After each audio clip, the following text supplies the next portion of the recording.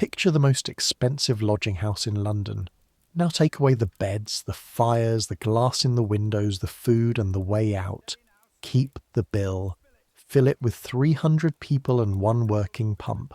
Add a smell so thick, so famous, that the lawyers across the street burn vinegar in their chambers to keep it from settling into their wigs. Add rats that have eaten so well for so long they no longer bother to run from a living man.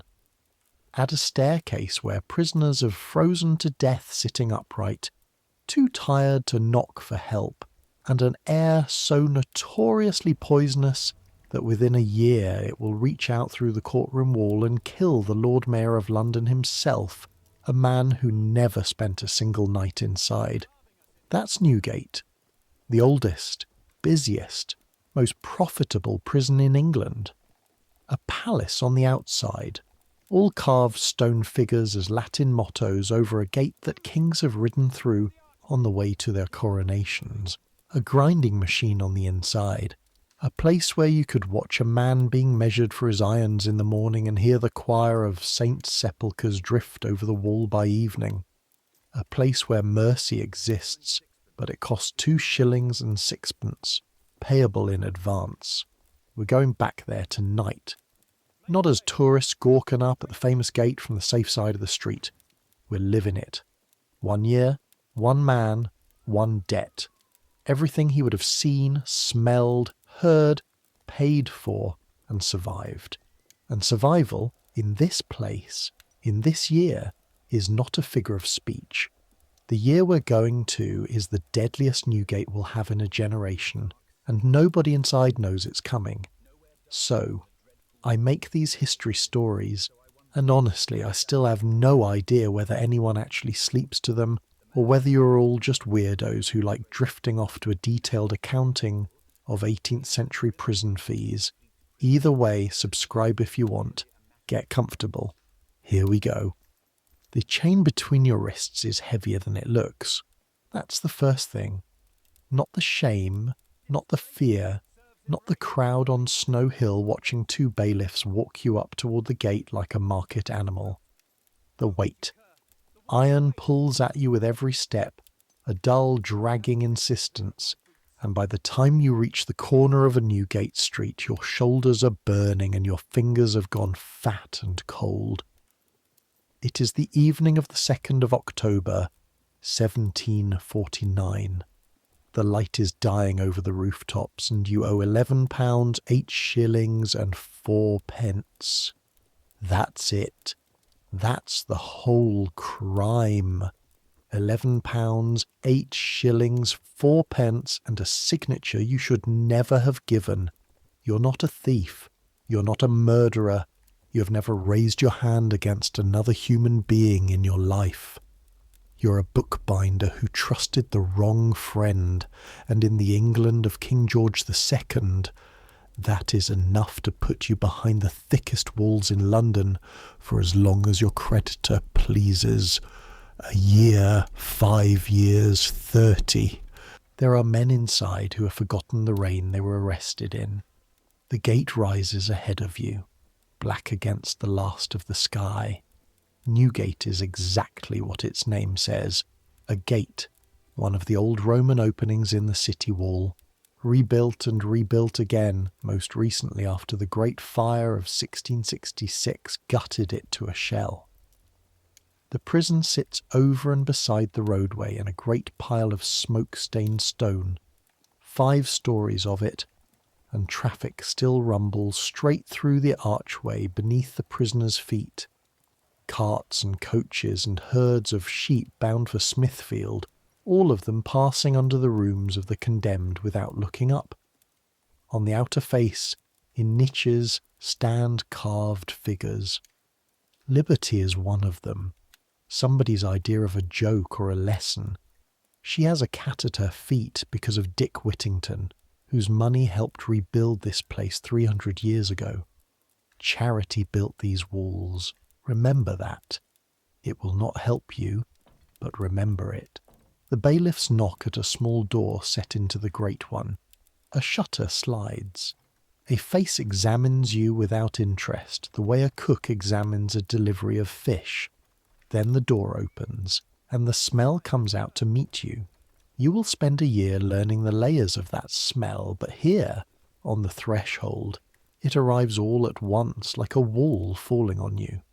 Damp stone and old straw, tallow smoke, sour beer, unwashed bodies in unwashed wool. And underneath everything, tying it all together, the deep ammonia rot of a building that has been used as a chamber pot for 500 years. The people of London say you can smell a Newgate man in a crowded courtroom before you can see him. The smell gets into clothes, into hair, into the leather of shoes, and it does not come out. In a few weeks you will stop noticing it. That is the most frightening sentence in this entire story, and I need you to hear it again. In a few weeks, you will stop noticing it. Inside, the lodge, a low stone room lit by 2 candles and a small fire, with a battered table, a ledger the size of a gravestone, and a row of iron hooks on the wall hung with fetters of every weight, from delicate wrist chains up to great ship's anchor links that no man could walk in. A board by the door lists fees, painted in fading white letters, the way a tavern lists its dinners. Behind the table sits a man of about 50 with a face like a dropped pie, and a ring of keys on his belt that must weigh 10 pounds. Each key is the length of your hand. He does not look up. Name: Daniel Marsh.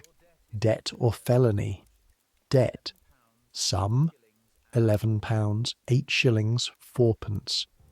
He writes it down slowly in a careful looping hand, and you watch your whole life become one line in a ledger, between a horse thief and a man who owes £19 to a cheesemonger. Then he does look up, and his eyes go over you the same way the smell did, head to foot, pricing you. Coat's decent, he says. Norwich work? Yes. Thought so. I'm Grindle, head turnkey of the night watch. You'll want to remember me, because I'm the man who decides whether your next year is uncomfortable or unbearable. He says it without cruelty, without heat, the way a wagoner tells you the road ahead is bad. That is what you will learn about Grindle. He is not a monster. He is a toll gate. Everything that passes him pays, in one direction or the other, and he has been standing in this lodge so long that he has stopped seeing people at all. He sees fees walking. The bailiffs unlock the chain from your wrists, collect their own fee for delivering you, which goes on your account, get a signature in the ledger, and leave. The door thuds behind them. The bolt goes over, and something happens in your chest, a small cold click, like a key turning, because that sound, that particular sound of that particular bolt, is now the sound of the edge of your world. Grindle takes a candle stub, lights it from the fire, and jerks his head toward the inner door. Debtor's side, common side, unless you got 2 and 6 a week for the master's side, which by the look of that ledger entry you haven't. You're for Tangier ward. Tangier? That's what the men call it. You'll find out why. He leads you through a passage where the walls sweat, actual beads of moisture running down the stone the night is dry, past a barred opening in the wall through which you can hear men's voices, dozens of them, a low fermenting mutter broken by one sudden peal of laughter that is somehow worse than a scream would have been. Up a spiral stair, the steps worn into hollows like spoons, so many feet, so many 100 years of feet, 100. On the first landing there is a begging grate that opens onto Newgate Street itself, and even now in the dark a prisoner kneels at it with a wooden box tied to a string, calling out the footsteps passing on the free side of the wall, the same 4 words, over and over, in a voice gone smooth and automatic with repetition. Pray remember the poor debtors. Pray remember the poor debtors. A halfpenny rings against the wood. The man does not even say thank you anymore. He just keeps calling. You will hear those 4 words every day for the next year. They are the sound this building breathes. At the second landing, Grindle stops in front of a door of black oak strapped with iron and pauses with the key in the lock. And here, in the guttering light of a tallow stub, this man who has been paid to be indifferent to human beings since before you were born gives you the only free thing you will ever get from him. Listen, Norwich. Days in here are hard, but days are just days. You'll work, you'll beg, you'll walk the yard, and daylight keeps men more or less human. It's the nights. He turns the key. The nights are what does for people. Fever walks at night. Thieves work at night. Cold bites at night. Whatever you've got that's worth anything, decide before that candle dies who you are going to be when the light's out. Because past this door, no one is coming to help you. Not me. Not God. Not for free. The door swings open onto darkness, breath, and the smell again. Concentrated now. A fist of it. Welcome to Tangier, Grindle says, and the door closes behind you, and the key turns, and you are standing in the black with 23 strangers you cannot see, and every single one of them heard the word Norwich, and every single one of them is wondering what you have in your pockets. Somewhere down to your left, a voice comes out of the dark, unhurried, rough as a rasp on oak. Well then, you chum, come in, come in. Let's have a look at what the cat dragged us. A flint strikes, a rushlight flares, and you get your first look at the room where you're going to fight for your life. The rushlight shows you a room perhaps 33 feet long and 15 wide, with a ceiling low enough that a tall man walks stooped. Along both walls run the barracks, raised oak platforms polished black by generations of sleeping bodies, and on the platforms lie men, propped on elbows now, blinking at you.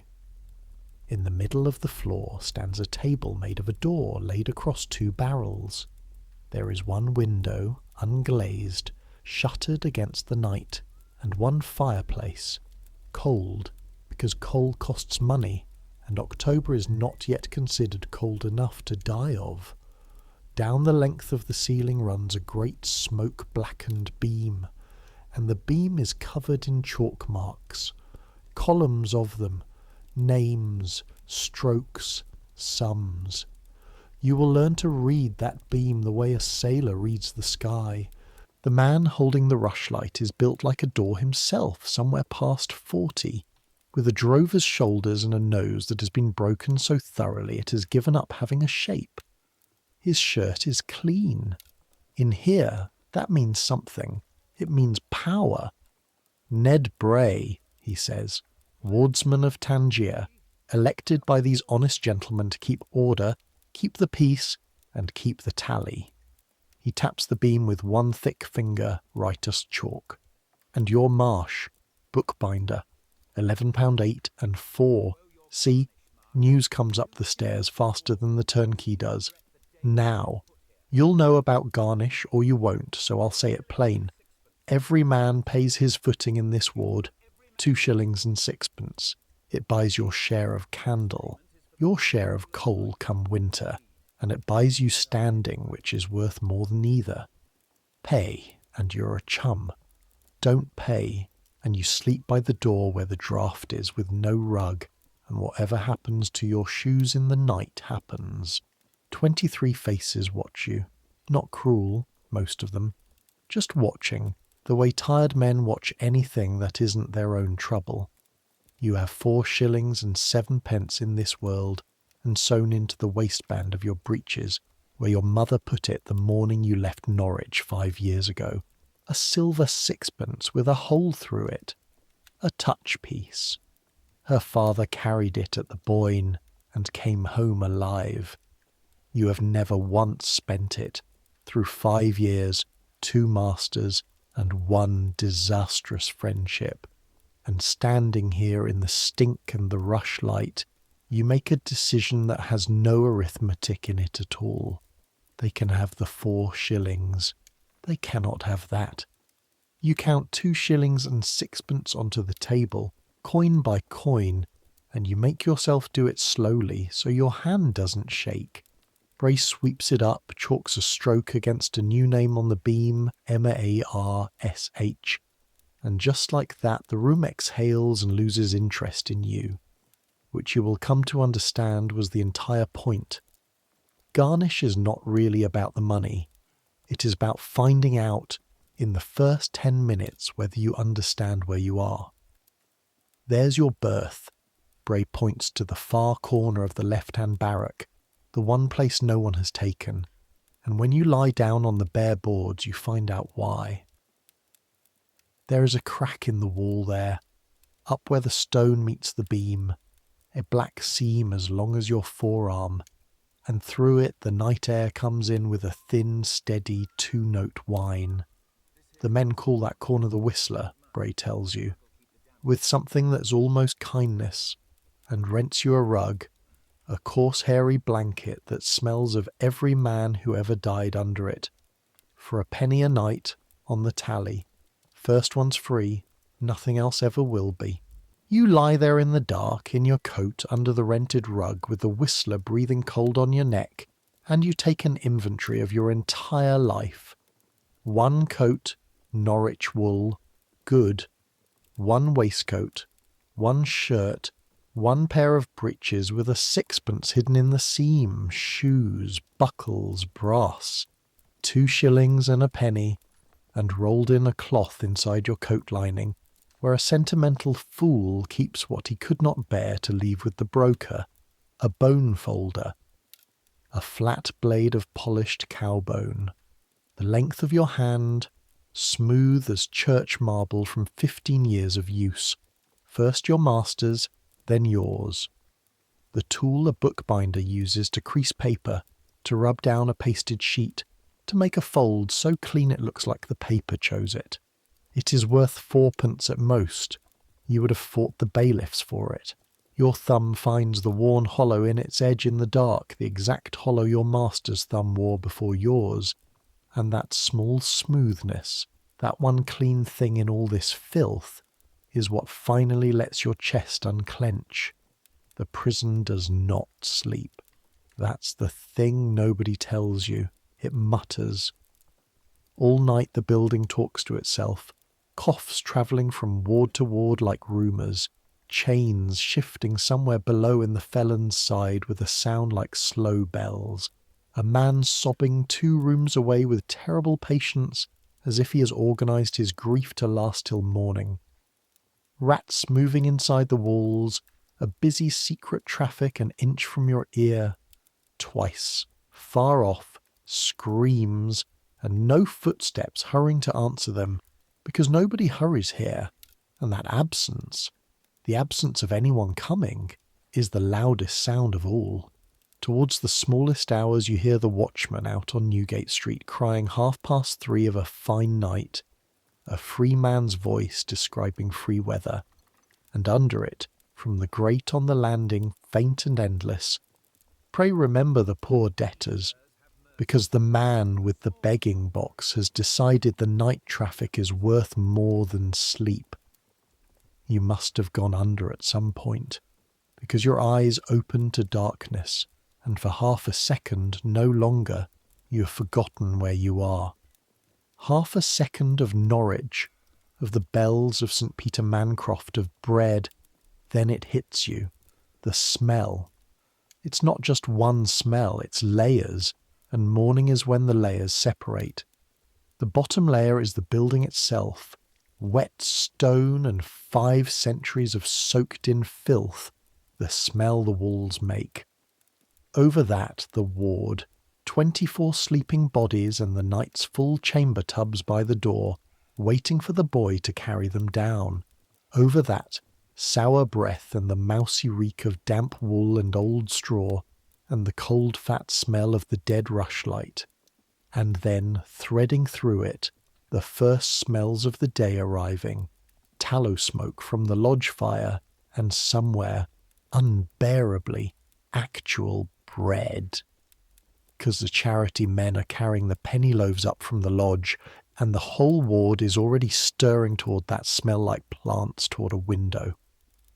Welcome to Newgate, in the autumn of 1749. You're lying on bare oak in the corner berth of Tangier Ward, on the common debtors' side, 2 floors above one of the busiest streets in the largest city in Europe. Under your back, through the boards and the stone and the roar of the roadway arch, London is going to work. You can feel the carts in your teeth. Your name is Daniel Marsh. You're 23 years old. You were born in Norwich, in a house that smelled of paste and leather, son of a bookbinder who was son of a weaver, and you came to London 5 years ago with your father's trade in your hands, your mother's sixpence in your waistband, and a letter to a master binder off Fleet Street who worked you like a mule and taught you like a son. 18 months ago you finished your time and became a journeyman, 15 shillings in a good week, folding and sewing and casing books for the stationers of Paternoster Row. And 14 weeks ago, a man you loved like a brother, another Norwich man, a bookseller's assistant with a plan to buy a parcel of sermon stock cheap and sell it dear, asked you to put your name beside his on a bond, because his credit was thin and yours, God help you, was good. Back home, everyone said London would swallow you. They weren't wrong. They were just wrong about how. You always imagined the city would take you the way a storm takes a ship, all at once, dramatically. Instead, it took you the way damp takes a book, quietly, page by page. Your friend took ship from Gravesend in August.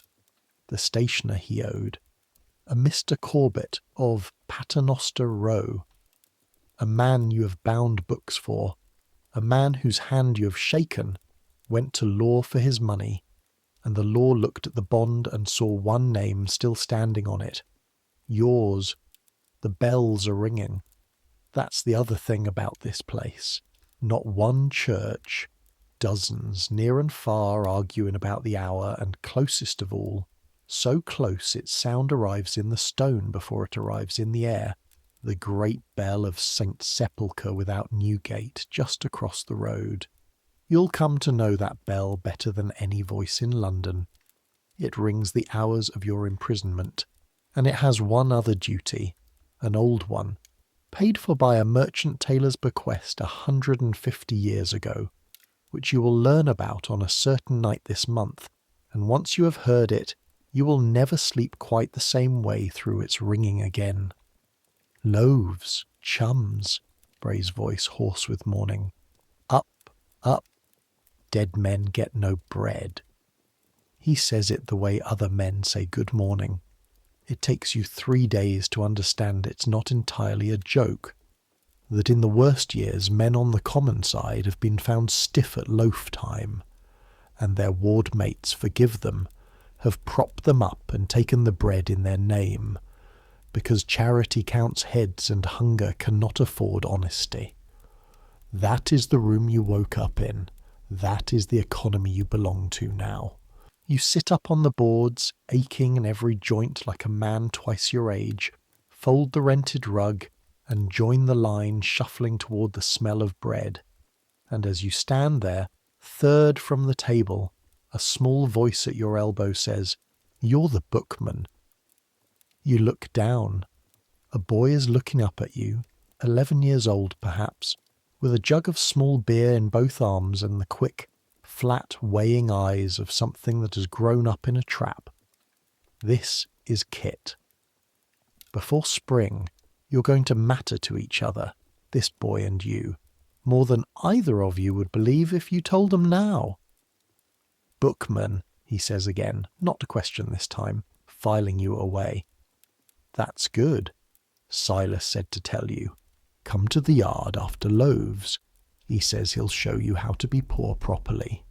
The debtor's yard is a stone well, 40 feet by 20, walled up all four sides so high that the sky is a grey rectangle you could cover with a spread hand. The sun reaches the floor of it for about an hour a day in summer, and in October not at all. It reaches the top of the east wall around 10, a bright stripe sliding slowly along the stone, and you will watch men stand and follow that stripe with their faces the way sunflowers do, taking their light second hand off the masonry.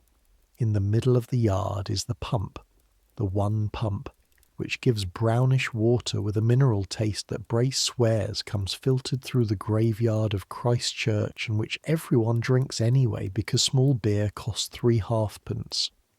Silas Round is sitting on an upturned tub by the pump, and Silas Round is what 31 years inside these walls looks like. He came in under the first King George in 1719, a clockmaker of Clerkenwell, 36 years old, for a debt of £90 that has long since died, along with the man he owed it to, and been bought and sold, he says, 4 times since, by speculators who trade in debtors' paper the way other men trade in coal. He is 67 now, small, neat as a wren, wrapped in a coat that was fashionable when Queen Anne was alive, mended so many times it is more thread than cloth, but mended, always mended. His hands shake too badly now for clockwork, but his eyes are still a clockmaker's eyes, and they go over you once and read your whole mechanism. Sit, bookman, mind the tub, it's my furniture. He watches you sit. Marsh, is it? Now.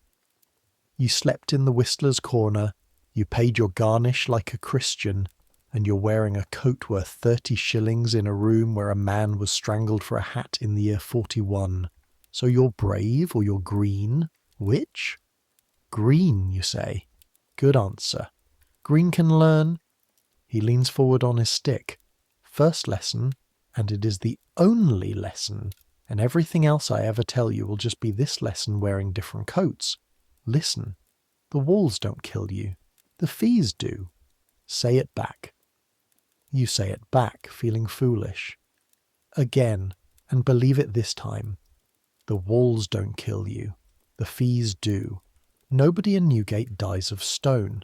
They die because the bed cost a penny, the coal costs 6pence, the doctor costs a crown, and easement of irons on the felon's side cost half a crown, and mark that, boy, in this kingdom, a man pays money to have his own chains loosened. They die because every day you live here, you owe more than you owed the day before, so the debt that brought you in grows like a churchyard yew, quiet and patient, while you sell your coat in November and your shoes in January and your dinner every day after. The jail is a shop, Daniel Marsh. The keeper bought his place for thousands, the way a man buys a good inn, and he did not buy it to lose money. Everything here is for sale. The only thing nobody will sell you, and he taps the flagstones with a stick, is the way out. That door only opens for money paid on the other side of it. So, he sits back. The stripe of sunlight has reached the top of the east wall, and half the yard turns its face up to it, and Silas glances at it too, out of 31 years of habit, checking the time by the light like the clockmaker he was. So the question, the only question, is this. What can you make in here that they'll pay for out there? Or in here? The tailor over their patches, the fiddler in the castle ward plays for the master's side gentlemen at their suppers. Bray keeps order and skims his lawful skim. Kit runs errands to the cook shop in Warwick Lane. 3pence the trip, and never once been wrong with the change. And you, he says, are a bookman. You have letters. Do you know what letters are worth in a building where half the men are drowning in law and cannot read the water? That is how it starts. That very afternoon, Silas walks you the length of the yard, slow as a state procession, and announces to knots of grey men that the new chum writes a fair clerk's hand and will take dictation. And they come. not in a rush. Poor men approach paper the way they approach a magistrate. But they come. A letter to a wife in Deptford, 2d. A letter to a brother who might stand surety, 3d if it must argue as well as inform. A petition to a creditor, laying out terms of composition, 6d, because a petition must be folded and addressed and worded with bowing and scraping in all the right places, and this exactly is your trade. You have no press, no sewing frame, no paste pot, but you have the bone folder, and when you crease a petition with it, one clean stroke, the paper closing sharp and true as a book cover, men actually stop to watch. In a place where everything is crooked, sagging, damp and botched, a perfect fold is a small miracle. Fold it so, and even a hard man opens the letter carefully, Silas says. You are selling the respect the paper gets. Fold everyone like a Bible. You need you to understand what money means in here, though, because it is not what money means outside. And when I say the common side is poor, I need you to understand what that means in the Newgate of 1749. This isn't modern poor, where the money runs out before the month does. This is a room where a man owns one spoon and lends it out in exchange for the loan of a knife. The charity loaves, bread bequeathed by dead aldermen and merchant tailors, some of the bequests 200 years old, come to about a penny loaf a man most days, and the loaf weighs 8 ounces, and that is the floor your life stands on. Everything above bread you earn, beg, or go without. A working man outside eats perhaps a pound of bread, cheese, small beer, maybe meat twice a week. Within a month you've learned to think of a boiled sheep's head, split with 2 other men, as a feast worth planning 3 days ahead. And here is the arithmetic that will keep you awake, doing sums on the ceiling. Your debt is £11, 8 shillings, 4d.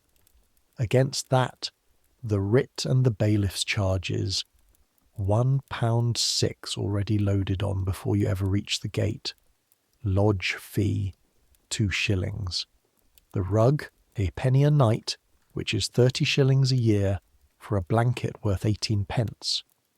Your share of candle and coal through a winter, call it 6d a week.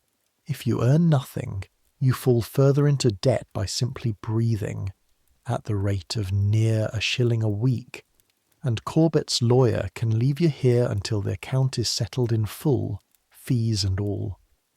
At 2d a letter, working every day God sends, you might clear 18d a week above your keep.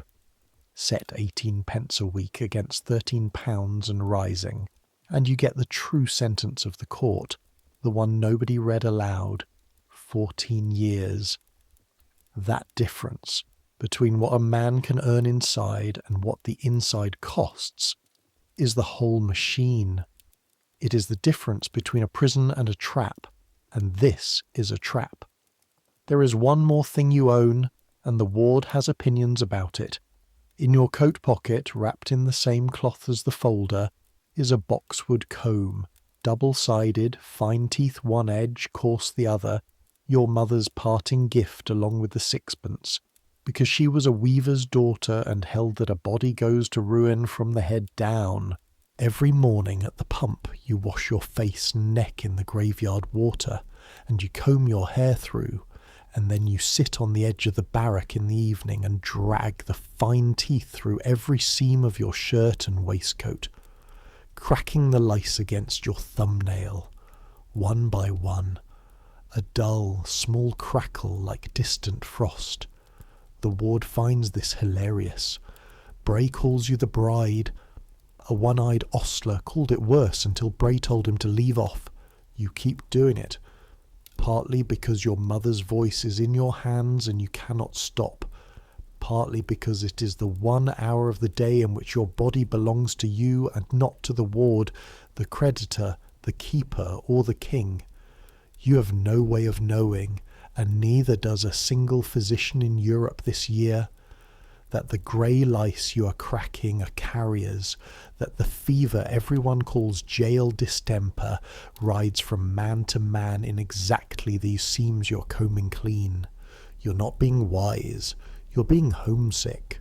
It will save your life all the same. In the evenings, Mary Sellis comes up to Tangier with her basket. A widow, mid-30s, quick-handed, with a face that was probably merry once and has settled into something watchful and dry. Her husband was a saddler, a debtor, 3 years on this same common side, and when he died of the distemper 2 winters gone, she had nowhere better to be than the place that killed him, which tells you everything about London that the guidebooks leave out. The keeper lets her in and out at a fee, because of course there is a fee. She washes shirts at 2p, mends at a penny the tier, brings in thread, onions, news, and, for the dying, sits with them, which she does not charge for and nobody dares offer. She takes your measure the first evening, the coat, the comb, the folder, the careful hands.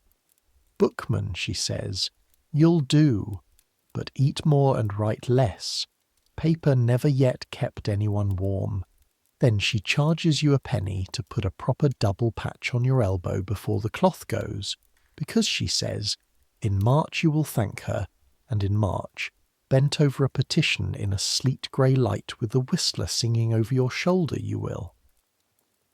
So the days find their shape, and the shape is this: bells, loaves, pump, comb, the yard, the stripe of light letters at 2p, Bray's tally growing its small chalk teeth on the beam, Silas by the pump rationing out his lessons 1 a day like physic, Kit darting through it all with jugs and messages, quick and flat-eyed, asleep at night on a sack by the ward door, inside because the ward pays his garnish between them, the mascot of Tangier, the only thing in the room everyone has agreed to be gentle with, evenings, Mary's basket, nights, the whistler, the rug, the muttering building, the watchman calling the hours of other people's freedom.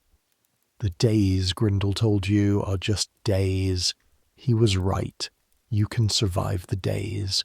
Then, 17 days in, you find out what the nights are for.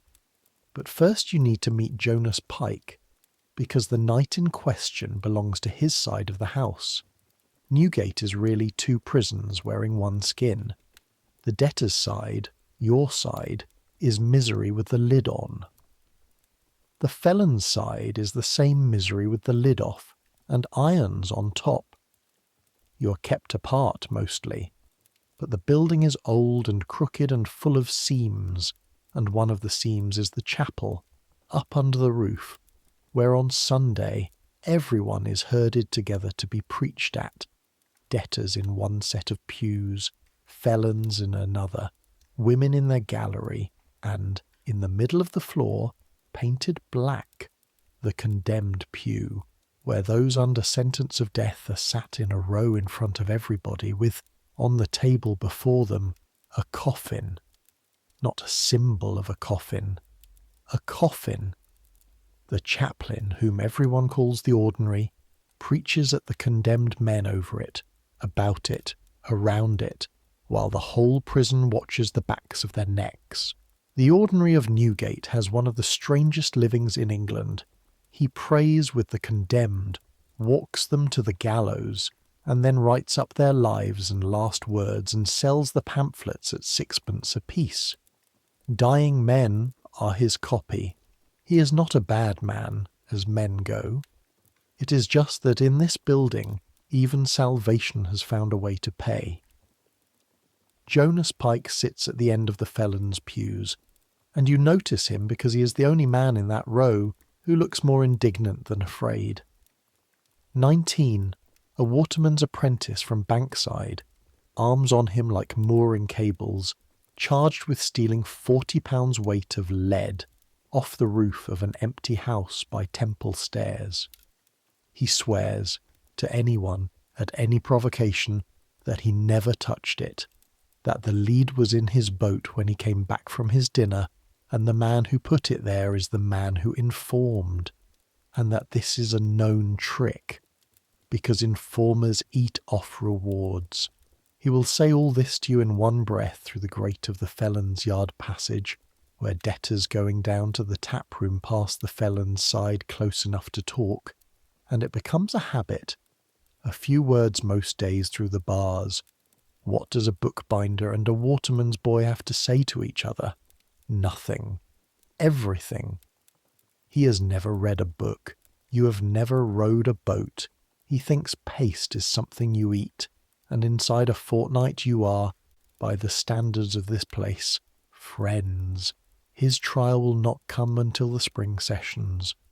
Until then he lives in the limbo of the untried, which at Newgate is not presumption of innocence, it is merely storage, in irons, at his own expense, and when he cannot pay the chamberlain for the easement of them, which is most weeks, he wears the full weight, and you can hear him coming along the flags before you see him. A slow, dragging ring, iron on stone, like a bell tolling for itself. "You know what I miss, Bookman?" he says one evening through the grate without preamble, the way he says everything. "The tide. River goes out twice a day. No fee. Only thing in London does anything without a fee." Then he laughs, too loud, the way 19 laughs when it is trying not to think, and the laugh goes down the stone passage and dies somewhere among the chains. Now. October 1749. All that month the talk in the yard, at the grate, over Mary's basket is of one man, and his name is Bossevern Penles. You need the story as the prison tells it, because the prison tells it differently than the judges do. In July, while you were still a free man binding books, the sailors of the Grafton and the Edward came ashore at Wapping with 3 years' wages, and 2 of them were robbed in a bawdy house in the Strand. Sailors do not go to law. They went back with their shipmates, and for 3 nights running they wrecked bawdy houses down the Strand, pulled the furniture into the street and made bonfires of feather beds, while half of Westminster stood and cheered, because everybody hates those houses, which fleece poor men, and everybody knows whose protection they operate under. The soldiers came, arrests were made, and of all the hundreds of hands in that mob, the law closed on a handful, and of that handful, the one left standing at the end, like the last name on a bond, was a wig-maker's journeyman of 23, a clergyman's son, Bossevern Penle, taken drunk in the small hours with a bundle of linen he swore he never rioted for. The jury that convicted him begged mercy for him. Petitions went up with thousands of names. The whole city, high and low, expected the pardon to come. The magistrate at Bow Street, a fat, clever, half-blind lawyer named Henry Fielding, who committed half the accused men and writes books besides, is even now defending the verdict in print, and the town damns him for it in every alehouse from Temple Bar to the Tower. You never speak to Penles. Understand that. He's on the felon's side, in the condemned hold by the lodge, and you're a debtor 2 floors up. But you're 23, and he is 23. He is a journeyman of a small clean trade, and so are you. He put his name in effect to another man's riot, and you put your name to another man's debt, and the difference between his cell and your ward is nothing but which paper had which words on it. All October the prison waits for his pardon the way the ward waits for the loaves. Men lay wagers on it. The ordinary visits him daily. Jonas through the grate reports the news from the felon's side like tide tables. Reprieve's coming Tuesday. Reprieve's signed. A turnkey heard it at the Sessions House. The King's mercy never fails a wig-maker's boy with the whole town praying for him. On the night of the 17th of October you find out what the great bell's other duty is. You're lying in your corner, in the black, in the ordinary muttering of the building when the ward goes quiet. Not gradually, all at once, the way a room of children goes quiet at some signal you missed. Bray's voice low. Hats off, chums. And through the wall, through the whistler's crack, from the direction of the street, comes a handbell, rung slowly, 12 strokes in pairs. Then a man's voice in the open air below, unhurried, formal, pitched to carry through stone, and it carries. Every syllable arrives in your corner as clear as if he stood at the foot of the barrack. All you that in the condemned hold do lie, prepare you, for tomorrow you shall die. It is the sexton of St. Sepulchre's. A merchant tailor named Robert Dow left the parish £50 a century and a half ago in 1605, on the condition that forever after, on the midnight before every execution, a man should stand outside the condemned hold with a handbell and ring it and speak those verses, so that no soul should go to the gallows unwarned and unprayed for. Charity. Again. Charity built the walls, Charity bakes the loaves, and Charity stands in Newgate Street at midnight telling a wig-maker's boy of 23 to examine himself and watch and pray, and that when St. Sepulchre's great bell tolls in the morning, it tolls for him. You lie there with your hat on your chest listening to a dead tailor's money being faithfully spent, and you think, no one bought him out. All those signatures, all those prayers, the jury itself asking mercy, and the pardon never came up the hill. Below you, in the hold by the lodge, a man of exactly your age is hearing the same verses through his own wall, and knowing them addressed to himself. The 18th of October is grey and raw. There is no work done in Newgate that morning, none anywhere in the streets between here and Tyburn. From your ward you cannot see the gate, but you can hear the whole thing with terrible completeness, because 10,000 people have come to line the way, and a crowd that size is not a noise, it is a weather. The great bell begins to toll, each stroke flat and enormous, shivering in the stone under your hands. The carts come round from the yard. The crowd sound rises, but strangely, not jeering, not festival, which is what hanging days usually sound like, Silas says, and he has heard 40 years of them. This one is low, angry, grief-struck, a sea of muttering with women's crying in it. Penles goes up Holborn in the first cart, sitting, they will tell you later, quite still, in a morning suit somebody paid for, white gloves in his hand, while the town that could not save him takes its hats off, street by street. 2 miles west at the Tyburn Tree, 14 others hang the same morning. Highwaymen, housebreakers, a coiner, and the crowd hardly looks at them. It has come for the one it is ashamed of. The bell stops at 9. This silence after it is worse. You do not see the drop. Remember that, because it matters for what this year is going to do to you. You see almost nothing this whole year. You're 2 floors up behind 4 feet of stone, and it makes no difference at all. The prison sees with its ears. At 9:15, Tangier Ward is silent. 24 debtors sitting on the barracks, hats off, listening westward, and when the far roar comes, that single vast sound of 10,000 people watching the thing they came for, a sound with a groan in it. Bray closes his eyes, and Silas's lips move, and the one-eyed ostler is crying, and you find your thumb pressed so hard into the hollow of the bone folder in your pocket that the nail has gone white. They will not even keep the body 10 days. Friends guard the grave at St. Clement Danes against the surgeons, who buy fresh corpses by the dozen for their dissecting tables, and prefer hanged men being young and sound. In November, Fielding's pamphlet defending the hanging will sell out at the booksellers you used to bind for, and one copy will come into the prison, and you will read it aloud in the yard twice to men who cannot read, who listen with their jaws set, and at the end of it Silas will say, "Into the quiet," the thing you will still be turning over on the night this story ends. Understand it, boy. It isn't that the law hates a poor man, it's that the law needs an example now and then, and examples are bought cheapest at our end of the market. His whole crime, when you boil the pot dry, was standing near trouble in bad company with no money.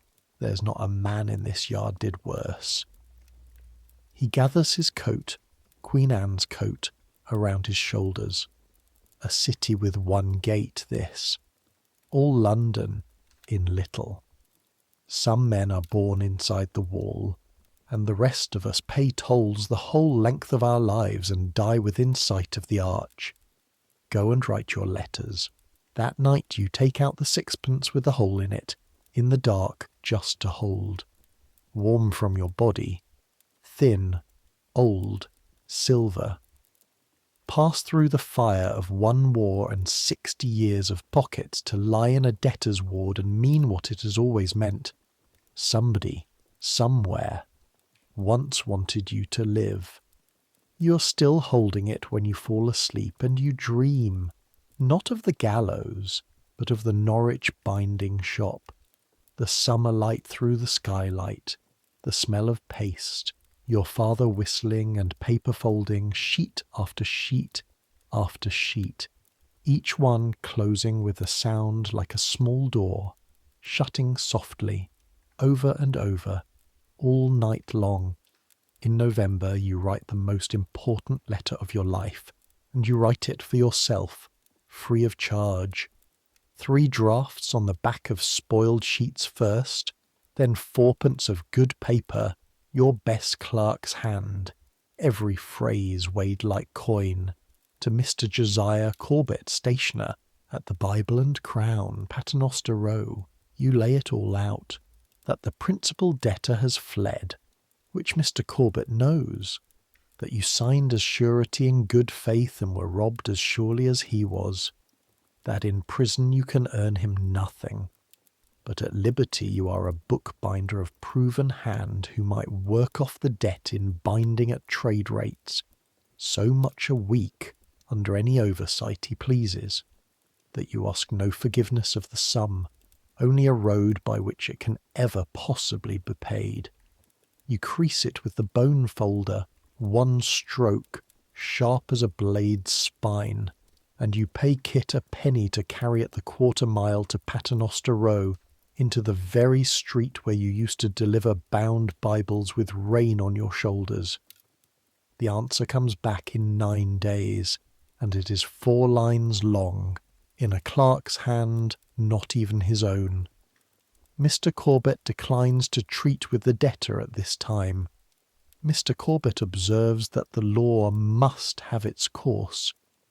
Mr. Corbett is confident that the debtor's friends, upon proper application, will discover the means to satisfy the account.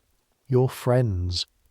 You sit with the letter on your knees in the grey light of the yard, and Silas reads it over your shoulder and is quiet a while, and then says gently for him, "That's not a no, boy. That's a price. He thinks you've got family hiding money in Norwich, and he thinks a winter in here will shake the tree. When the winter's over and no money has fallen out, he'll begin to think about what half a loaf is worth. Your business is to still be alive when he does. That's all. Winter is your creditor's lawyer. Outlast it." Winter comes early that year, and it comes in through the Whistler first. By late November the 2-note wine over your corner has teeth in it, and you sleep in every stitch you own with the rented rug over your head like a tent, breathing your own warmth round and round. You watch your breath in the ward by candlelight, 24 plumes rising from the barracks like a field of small chimneys. The pump freezes on St. Thomas's Day, and Kit has to carry water up from the lodge at a halfpenny the pail, keeper's price, because even frozen water finds its fee in here. Coal, your ward's share, 6pence a week a man, and Bray keeps the fire small and banks it cruelly early, and he is right to, and everyone hates him for it, and the chalk tally on the beam grows tooth by tooth, penny by penny, like frost forming. This is when you learn what the master's side is, because this is when men break and buy their way across. Through the wall, in the wards they call the castle, debtors with funds live a different imprisonment entirely. 2 shillings and 6pence a week for a bed. A real bed, shared with only one other man. A fire all evening, glass in the windows, their own cookshop dinners carried in, their wine, their newspapers, the fiddler from the castle playing of an evening, and the sound of it comes through the stone into Tangier, thin and maddening, like the smell of someone else's dinner. Same walls, same locks, same law. The difference is half a crown a week, which is to say, the difference is everything. And when I say you can hear them, I need you to understand what that does to men. There are debtors on the common side who owe £4 listening through 18 inches of stone to debtors who owe £4,000, drinking claret, because the size of the debt was never the point. The size of the purse is the point. A man in the yard, a saddler, weeps with rage about it one evening, and Silas only shrugs. A city with one gate, chum. Didn't I say? In here or out there the rent divides mankind. In here you can hear it plainer, that's all. You do not buy your way across, though by Christmas you could nearly manage the half-crown. You do sums on the ceiling instead. Half a crown a week is £6.10 a year, and every shilling of it would be a shilling further from the gate, and you have made Silas's lesson your spine now. The walls don't kill you, the fees do. So you stay in Tangier, in the Whistler's Corner, with your 2 smells of coal and tallow, and you put your earnings, penny on penny, into a knotted stocking that lives, at Bray's suggestion and under Bray's guarantee, in a hollow scraped under the barrack board beneath your hip. There is nearly 19 shillings in it by Christmas. It is not a fortune. It is a fact. On the worst nights you put your hand flat over the board it lies under, the way other men hold crosses. The tap room down by the lodge is the one warm room a common-side debtor may enter, and that is a calculation too, because the warmth is bait. The keeper holds the licence, the beer is his, thin as rain, and a penny the pot, and the fire is enormous and free, and so the poorest men in London sit drinking money they do not have to be near a fire they could not otherwise afford, and the tally men circle. You go for the warmth on the killing nights, make 1 pot last 2 hours, and watch the room the way Silas taught you. Who is drinking his coat? Who is drinking his release? Who has stopped caring which? A fortnight before Christmas, you watch a young glazier drink through in one night on tick the whole 8 shillings his mother had sent toward his composition, and Bray, who has followed the whole thing from the doorway, crosses the room, takes the pot out of his hand mid-sentence and says, "Not unkind. Son, the walls don't kill ya. This does." Then he pays the glazier's score from his own pocket, chalks it to the boy's name upstairs at a penny a week, no interest, and steers him out. That is Bray.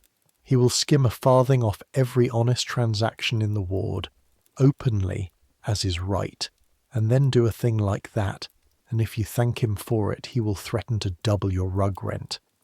You are beginning, God help you, to like these people. Christmas in Newgate is bread and beef. It astonishes you.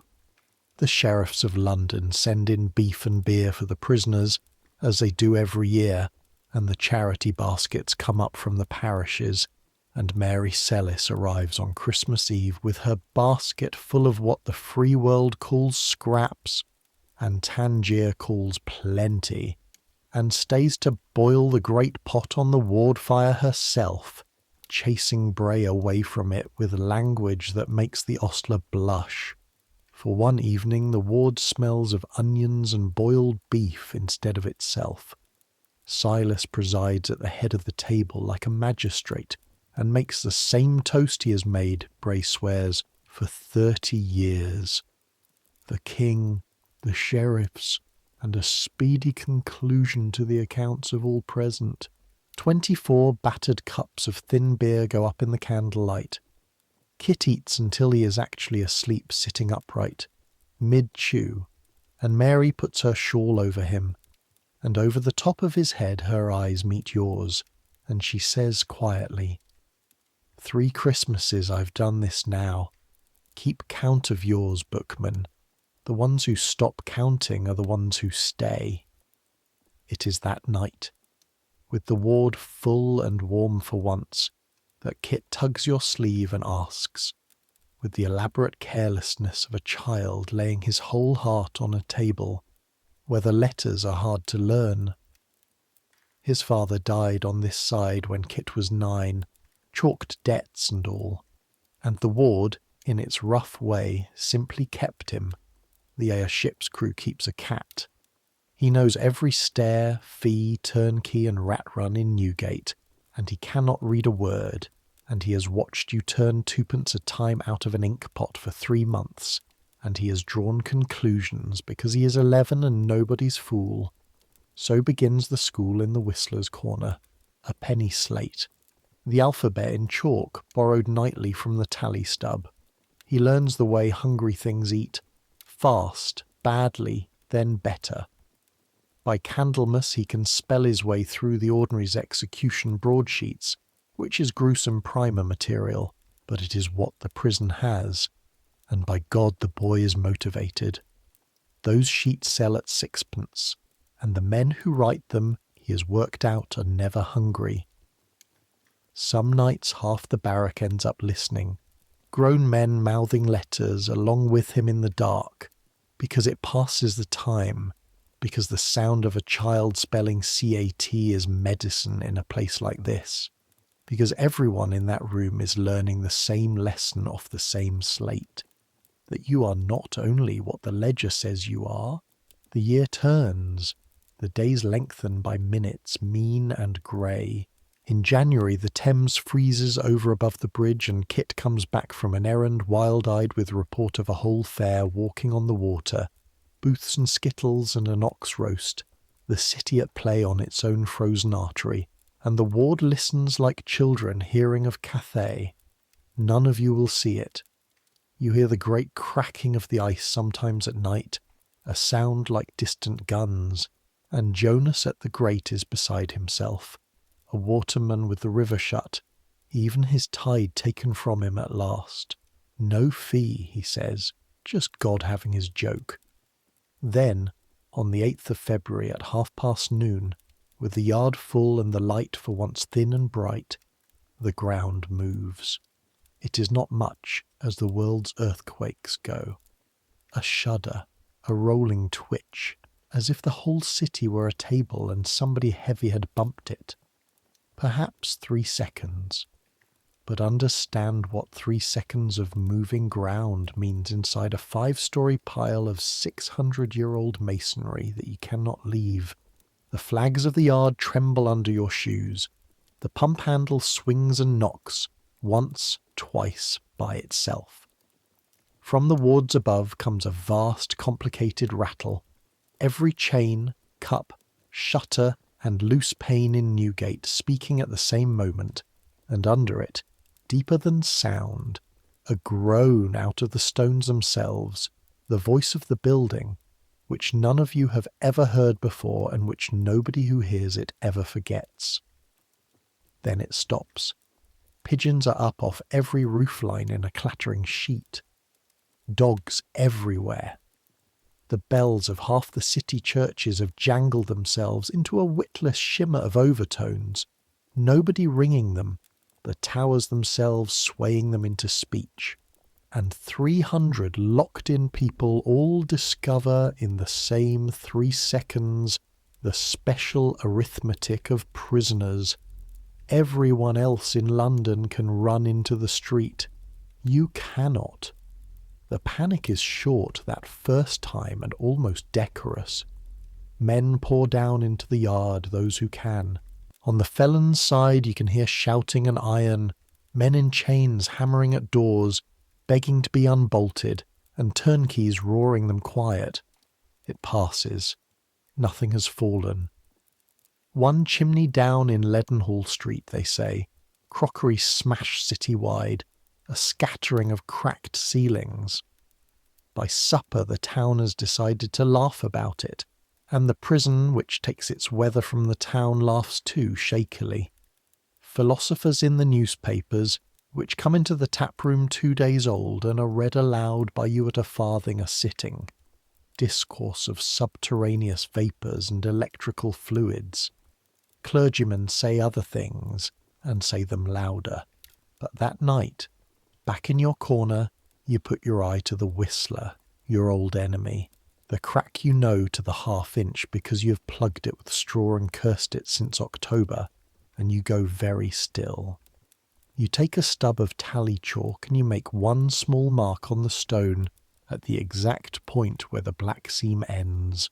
Silas finds you doing it, and does not laugh. He watches, and then he nods, slowly. Clockmaker to bookbinder, one measuring trade to another. Good, he says, now we'll know. Because that is the thing about the Whistler that changed today. A draught is a nuisance. A crack in the wall of the building you're locked inside in a city where the ground has started moving is a question, and you are the man who sleeps under the question. For a month, nothing. The frost breaks, the thaw comes up the river in grey flows. Jonas gets his tide back and reports it through the grate like a man describing a returned wife.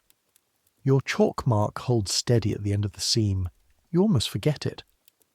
Then, on the 8th of March, exactly 1 calendar month after the 1st, at 5:30 in the morning, in the dark, the second one comes, and the second one is not a bump table.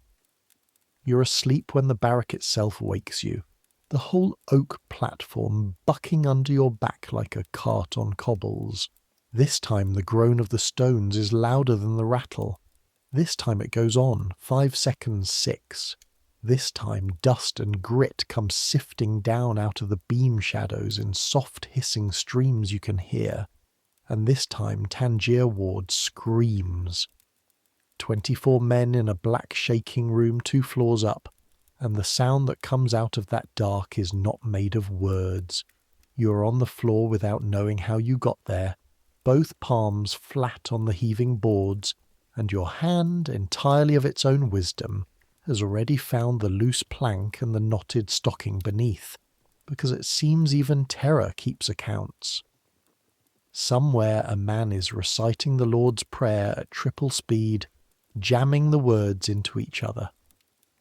Somewhere else the ostler simply says no, no, no, no, patiently, like a man declining something, and through the wall, from the whole vast building around you, from the felons' holds below, and the women's side, and the castle where the claret drinkers sleep, one sound, everyone's sound, fists on oak, iron on stone, 300 prisoners hammering to be let out of the greatest stone trap in England while the trap moves.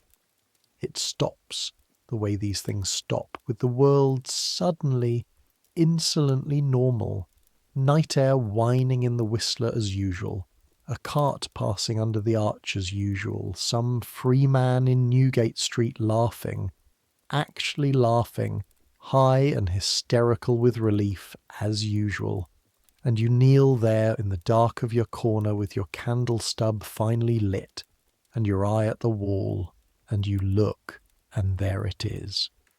fresh stone dust on your chalk mark, and the black seam running past it, a finger's breadth beyond, into clean stone. The crack has grown. You tell no one but Silas. Silas tells Bray. Bray, give him this, goes to the turnkeys that same morning and asks formally as wardsman for a mason to view the debtor's side, and thereby teaches you one more law of this place. The keeper's men inspect nothing that cannot pay a fee. A mason costs money. Falling stone cost the keeper nothing. The king will not sue him for a flattened debtor. Grindle, to his credit, actually climbs to Tangier and looks at the seam with a candle, and gives it his considered professional judgment. That wall's leaned since before my father's time. It'll stand till doomsday. Pause. Mind, opinion in the town is that doomsday's booked for April, so sleep light. And he goes back down the stairs, pleased with himself, keys chiming, leaving the ward to arrive, by candlelight, at the same conclusion the whole city is arriving at, in the same week, with the same shiver. 1 month, to the day, between the first shock and the second stronger than the first. You can hear London working the sum through Mary's reports and the taproom papers. The pulpits are on fire with it.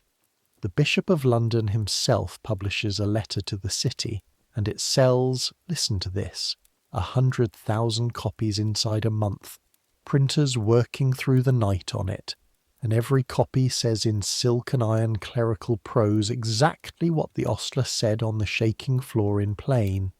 This is a warning, addressed to this city in particular, to its playhouses and its gaming tables and its bagnios and its unbelief. And warnings in the nature of things come in threes. A crack-brained trooper of the lifeguards begins crying through the streets that the third shock will come 4 weeks after the second to the day, and will lay London flat, and they will lock him in a madhouse for it. But not before half the town has quietly done the arithmetic on its fingers.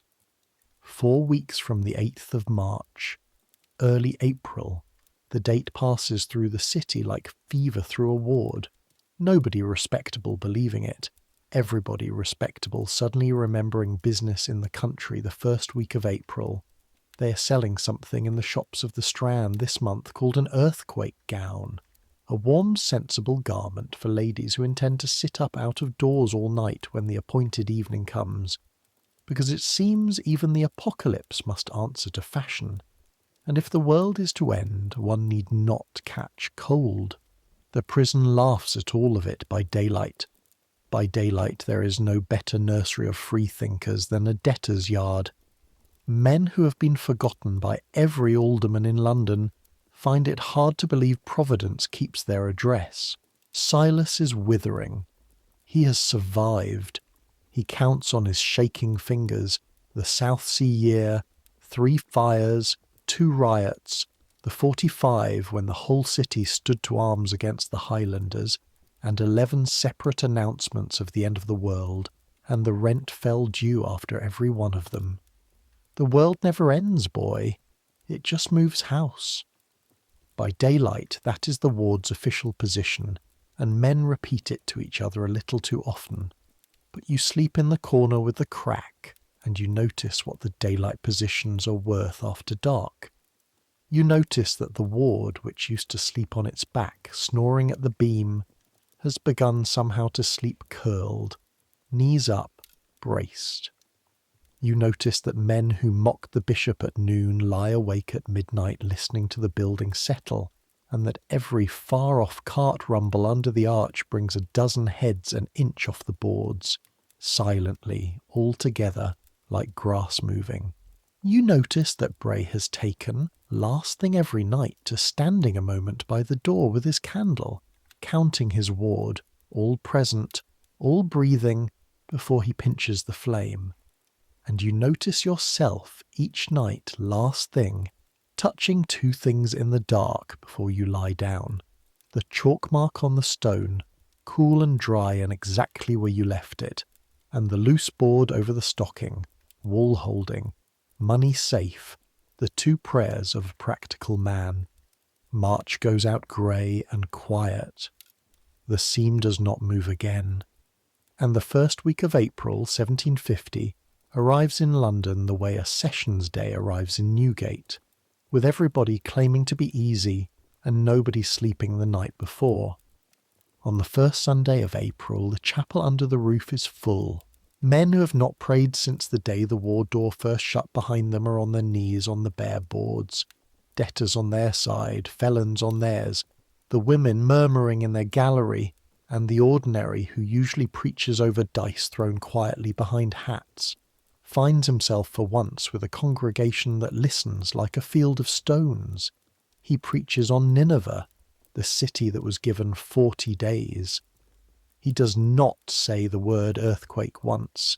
He does not have to. Every man under that roof has already done the sum on his fingers 4 weeks from the 8th of March, and arrived at the same square of the calendar, and the square is Thursday. By Monday, London is leaving. You hear it before you understand it. Tangier Ward sits 2 floors above the arch of Newgate itself, remember. The road runs straight through the building under your feet, and the road has a voice, and through a whole winter you have learned its ordinary speech. Sheep going east to Smithfield before dawn, coal carts, brewers' drays, the evening coaches. Now the voice changes. Now it is wheels after dark, wheels at midnight, wheels at 3 in the morning, and all of them rolling one way, west and north, out. Coaches riding low on their springs, heavy laden, wagons with furniture roped high, riders, chairs, porters, the sound, unmistakable once you know it, of a city quietly getting out of the room. And when I say London left, I need you to understand what that means in the April of 1750.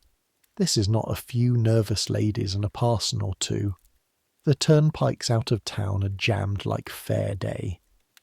Kit comes back from the cook shop in Warwick Lane with his eyes round. The ticket porters are asking double to carry a box to Islington, and getting it, and being tipped on top. Mary reports that 1 bed for 1 night in Highgate is fetching what a week's lodging costs in town, that Hampstead is full to the garrets, and that people of quality who cannot get a bed at any price are having their coaches driven out to Hyde Park to stand all night on the grass, which has become a town of coaches, hundreds of them parked axle to axle, with footmen carrying cold suppers out across the turf. The earthquake gowns are out of the shops and onto actual backs. A man in the Strand is selling a printed sheet of prayers proper to be used in the time of an earthquake, and cannot print them fast enough. Afterwards, men who counted will swear to 730 coaches passing Hyde Park corner in the last 3 days, all outward bound. And here is the thing you must hold on to, because it is the most London detail in the whole affair. The town laughs at itself the entire time it is running. Nobody believes it. Everybody goes, everybody who can, because inside the walls the arithmetic is the one you did flat on the heaving floor in February, and it is not improved with keeping. Everyone else in London can spend Thursday night on the wet grass under the open sky, where nothing can fall on them but rain. You cannot.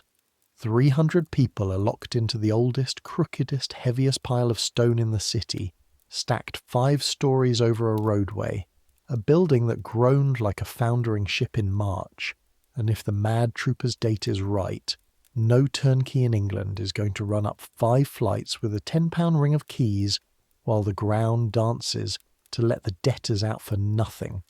You know it. Everyone knows it. Nobody says it. What the ward says instead, all week in daylight, is that the trooper is cracked, which he is, and that the world never ends, it just moves house, which is Silas's line, worn smooth now with borrowing, like a stair. And what the ward does, while saying it, is drift past your corner. All week men find small reasons to pass the whistler and glance at the wall. Every man in Tangier knows to the half-inch where the black seam ends and your chalk mark begins. It has not moved since the 8th of March. You check it last thing each night by touch. The way Bray counts his heads. Wool holding, money safe. The 2 prayers of a practical man, and this week the whole ward is praying them with you. The keeper, meanwhile, is having an April such as keepers dream of. Fear is thirsty. The taproom does double trade every night of that week. The fire roaring, the thin beer going down by the barrel, because a man who cannot run from the ground he stands on can at least be warm and half drunk when it opens. Grindle sells candle stubs at 3 for 2p, which is twice the Christmas price, and when you observe as much he gives you the mild, patient look of a man explaining tide to a fish. Demand Norwich. You taught the boys letters. Teach him that word while you're at it. Even the man at the begging grate has changed his hours. The night traffic out of the city is the richest fishing he has ever had. Folk rattling past overhead in loaded coaches with their consciences loose, and the halfpence come ringing against the wooden box at 2 and 3 in the morning. Pray remember the poor debtors. Pray remember the poor debtors, while London streams past above him trying very hard not to remember anything at all. Thursday comes, the 4th of April going into the 5th. The evening is soft and grey and horribly ordinary. At locking time Grindle comes up with his candle and his keys the same as every night, and pauses at the door of Tangier and looks the ward over. 24 men sitting very upright on the barracks, all fully dressed, all with their shoes on, and whatever he was going to say, he does not say it. He sets 2 fresh candles, whole ones, on the table without a word about fees, and that small silence from that man frightens you more than the bishop's letter ever did. The key turns, the bolt goes over, the sound of the edge of your world.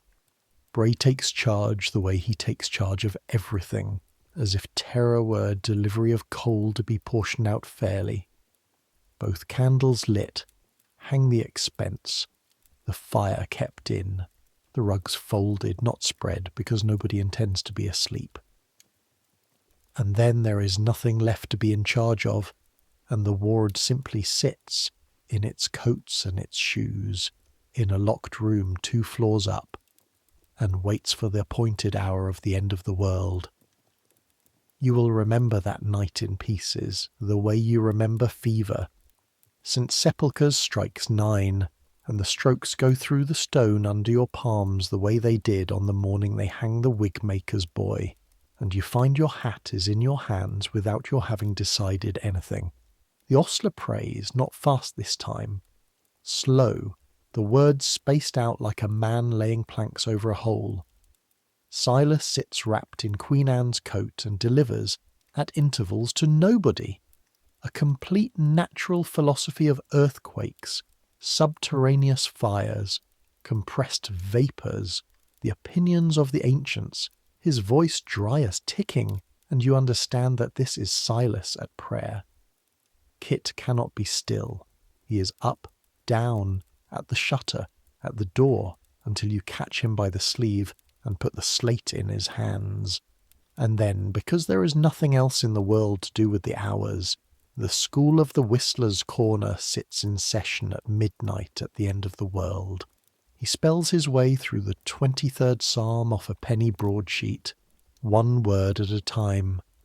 Thou art with me. And grown men lie propped on their elbows in the candle shadow, listening the way children listen. And outside under the arch the wheels roll west, and somewhere out there in Hyde Park, they will tell you later, the great field preacher Whitefield stood up on a coach box at midnight and preached to the town of coaches on the text, "Prepare to meet thy God." half of London on the grass in the dark, waiting for the ground to open. And in Tangier Ward, a boy's voice, spelling green pastures, still waters, getting still wrong twice, and the whole room breathing with him, in and out. 1 o'clock, 2. At some black hour past 2 there is a rumble, deep and swelling, and the ward comes off the barracks in one motion like a wave standing up. 24 men on their feet in the dark with their hearts slamming. Kit's hand suddenly small and cold in yours. Somebody's cup going over. The ostlers know already running. And then, through the wall, the sound resolves. Iron tyres, cobbles. An empty brewer's dray, rattling home early under the arch, magnified by stone and terror into the crack of doom. Silence.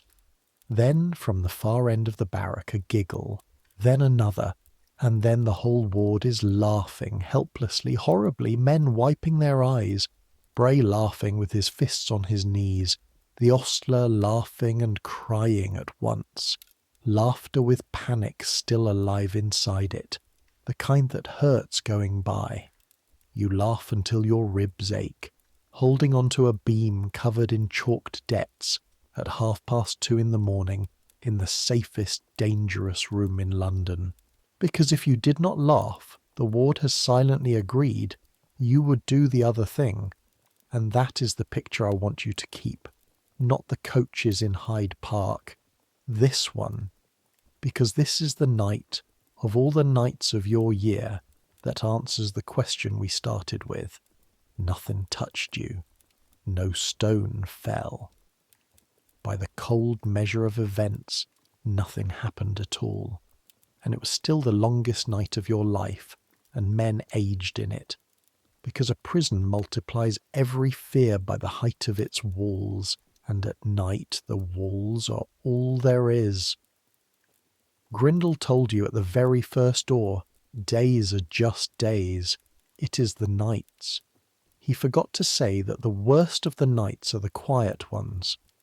Towards 5, the grey comes up in the cracks of the shutter, and the ward, without ever deciding to, sleeps, sitting, leaning, tumbled together like spilled firewood.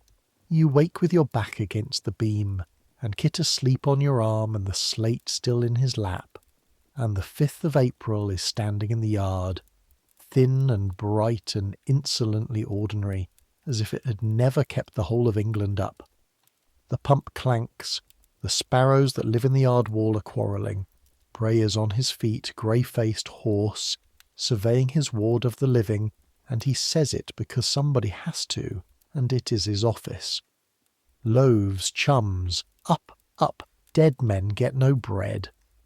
And Tangier Ward, which spent the night waiting for the last trumpet, shuffles into line for bread, laughing again, softer now, at itself, at the world, at the sheer stubborn dailiness of being alive. London creeps back over the next 2 days, sheepish, by the same roads it fled. And being London, it deals with its embarrassment by turning instantly and savagely witty. The prints are out within the week. Ladies in earthquake gowns tumbling out of coaches, parsons peddling terror at 2d the sheet. The trooper who named the date is in his madhouse. Poor cracked prophet, which everyone agrees is the proper place for a man whose only error was being believed. The bishop's letter goes on selling. The churches stay fuller than they were, for a month or 2, the way they do. And in Tangier, on that first evening after, Silas stands a long time at the Whistler with his candle, looking at the chalk mark that never moved, and delivers the verdict of 31 years. Now you've seen it, boy. A whole city doing what a debtor does every night of his life. Sitting up in the dark, counting what it can't pay, waiting for a knock that doesn't come, and they got to go home after one night of it. He taps the wall twice, gently, the way a man gentles a horse. Write that down some day. You're the bookman. The third shock never comes. The ground under London is done moving for 100 years and more. But something else is coming up the hill that spring, patient as a tide, and it is already inside the walls, and it has been inside them all along. First, though, the sessions. Because April is also the month Jonas Pike finally gets his day, and you've been working toward that day at the Grate for half a year. The Sessions House stands in the Old Bailey, the street that runs along the outside of the prison wall, so close that justice and its raw material share masonry. Prisoners for trial are not carted across town. They're walked out of the felon's side along a passage through a yard and into the dock, still trailing the smell of the wards behind them like a wake. The courtroom itself, rebuilt handsome in 1737, is open to the weather along one whole side, a brick arcade instead of a wall, and that is not architecture, that is fear. It was built open on purpose, so that the air of the prisoners would blow through and away, because the gentlemen of the law have known for 100 years that Newgate's breath is dangerous, the way sailors know a coast is dangerous, vaguely, traditionally, without a chart. This is the courtroom whose lawyers you heard about at the very start of this story, the ones who burn vinegar in their chambers across the street to keep the prison out of their wigs. Hold that thought. The vinegar matters in a moment. The spring sessions open on the 25th of April, and they are heavy. The jails emptying their winter's accumulation into the dock, better than 100 prisoners to be tried in a handful of days. The court sits long hours. The public gallery is packed, because trials are London's second favourite theatre, and the seats are cheaper than Drury Lane. For Jonas, you have done what a bookman can do. Through the grate across March and April, you have taken down his account of the day of the lead, every tide and errand of it, and boiled it onto one sheet in a fair clerk's hand, the times, the places, the names, so his counselless, tongue-tied 19-year-old self cannot lose the thread when the judge's eye is on him. You have made him say it over until he can say it asleep. And Silas, who has watched 40 years of sessions from inside the wall, added the one piece of advice worth more than the paper. Don't call the informer a liar, boy. Show the court his arithmetic. £40 reward on a conviction. Juries can't abide a man who farms the gallows for a living. Let them do the calling. On the third morning of the sessions, Jonas goes through the passage in his irons, and you spend that day 2 floors up, uselessly folding and refolding other men's letters, listening to the wall as if stone carried verdicts. It is Kit, who can slip anywhere in this building for a farthing and knows a turnkey on the court passage, who brings the news at evening, arriving at a dead run with his face doing the thing an 11-year-old's face does when it has too much triumph in it to speak. Then he speaks, acquitted, and the way of it is pure Thames. The informer, sworn and confident, told the court he watched Pike load the lead into his boat at Temple Stairs at 5 p.m, saw it plain from the bank. Jonas, when his turn came, asked the court one question, the question you and he had rehearsed on paper and he had carried in his mouth for a month. What was the tide? Because at 5 that afternoon the tide stood at dead low, and at dead low there is 30 feet of bare mud at Temple Stairs, and no boat can lie there. Every waterman on the river will swear it. The tide table is printed in the almanac, and a man cannot load lead into a boat that cannot be there to load. The judge sent out for the almanac. The court read it. The jury did not even leave the box. And the informer, who stood to pocket his blood money on a conviction, left the sessions house with the gallery hissing him into the street. The tide, bookman, Jonas says at the grate that night through a grin you can hear in the dark. Told you. Only thing in London that doesn't take a fee, and it came in for me. But this is Newgate, so the story does not end with the verdict, and I need you to hear the ending it has instead, because no single fact in this whole year says the place plainer. Jonas Pike, acquitted, innocent, cleared in open court, is walked back through the passage into prison, not for punishment, for payment.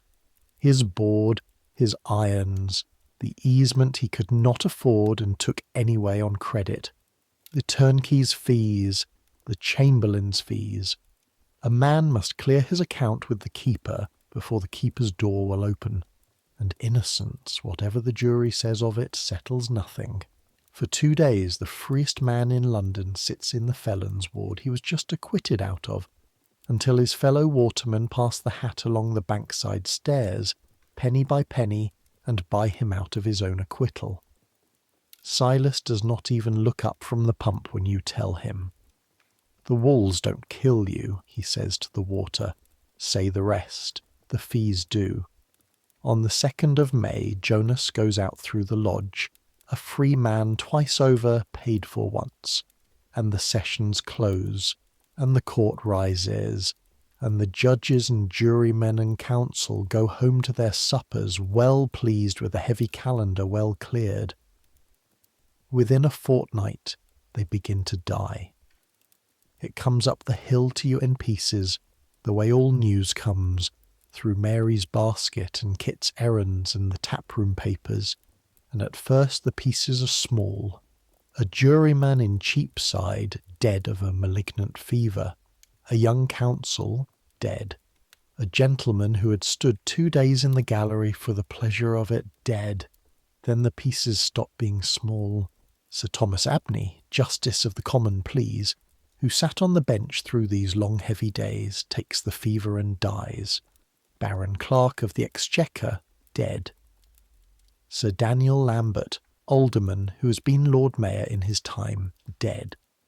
And then, in the middle of May, the bells of the city churches begin the slow toll that London reserves for its greatest, and the word comes up the hill and through the grate and round the yard in under an hour.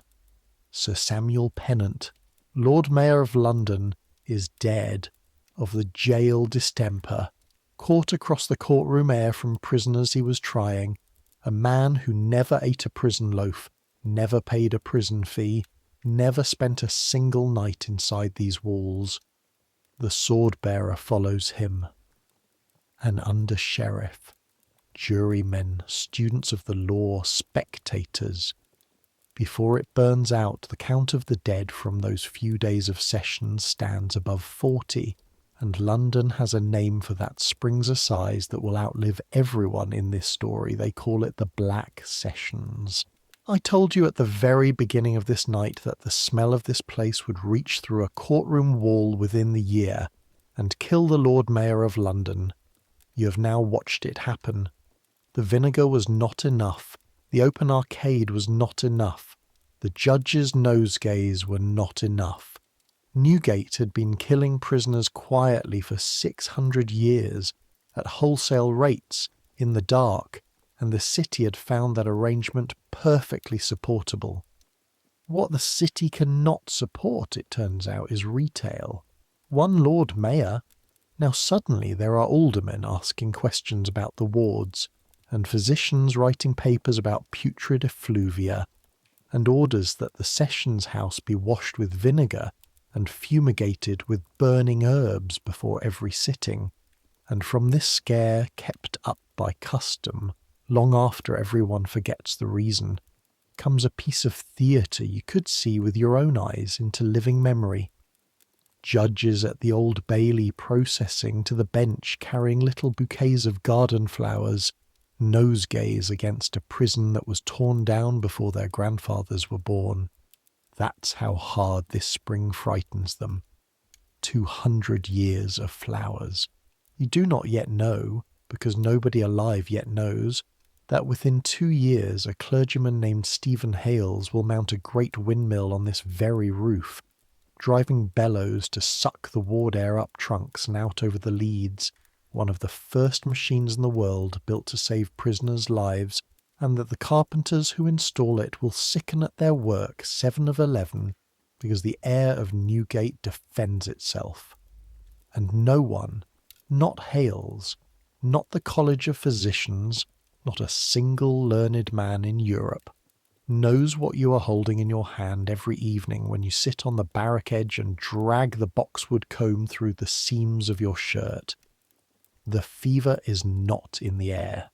The fever rides the grey lice, and the lice ride the seams, and all winter, while the ward called you the bride and laughed, you have been combing the plague out of your clothes, one crackling nailful at a time, because your mother told you a body goes to ruin from the head down. You are not wise. You are homesick. It is saving your life all the same. Because the fever is not only across the courtroom wall, it never was. It is in the wards, where it has always lived, and in the last weeks of May it walks through the common side, the way the stripe of sun walks the yard wall, slow and impartial. It takes men differently. Some burn a day and mend, some burn a week, muttering, plucking at their rugs, calling names out of their other lives, and do not mend. The one-eyed ostler who wept for a wig-maker's boy he never met, who declined the end of the world so patiently in the dark, goes in 3 days, quietly, at night, in the berth by the fire he had earned by seniority, and in the morning Bray takes off his hat and wets his thumb, and wipes the ostler's name and a whole column of little chalk debts off the beam, slow, like a man smoothing a child's hair. That is the death rite of the common side. No bell, no stone. A clean space on a beam where a man used to be, and by evening a new chum's name chalked into it.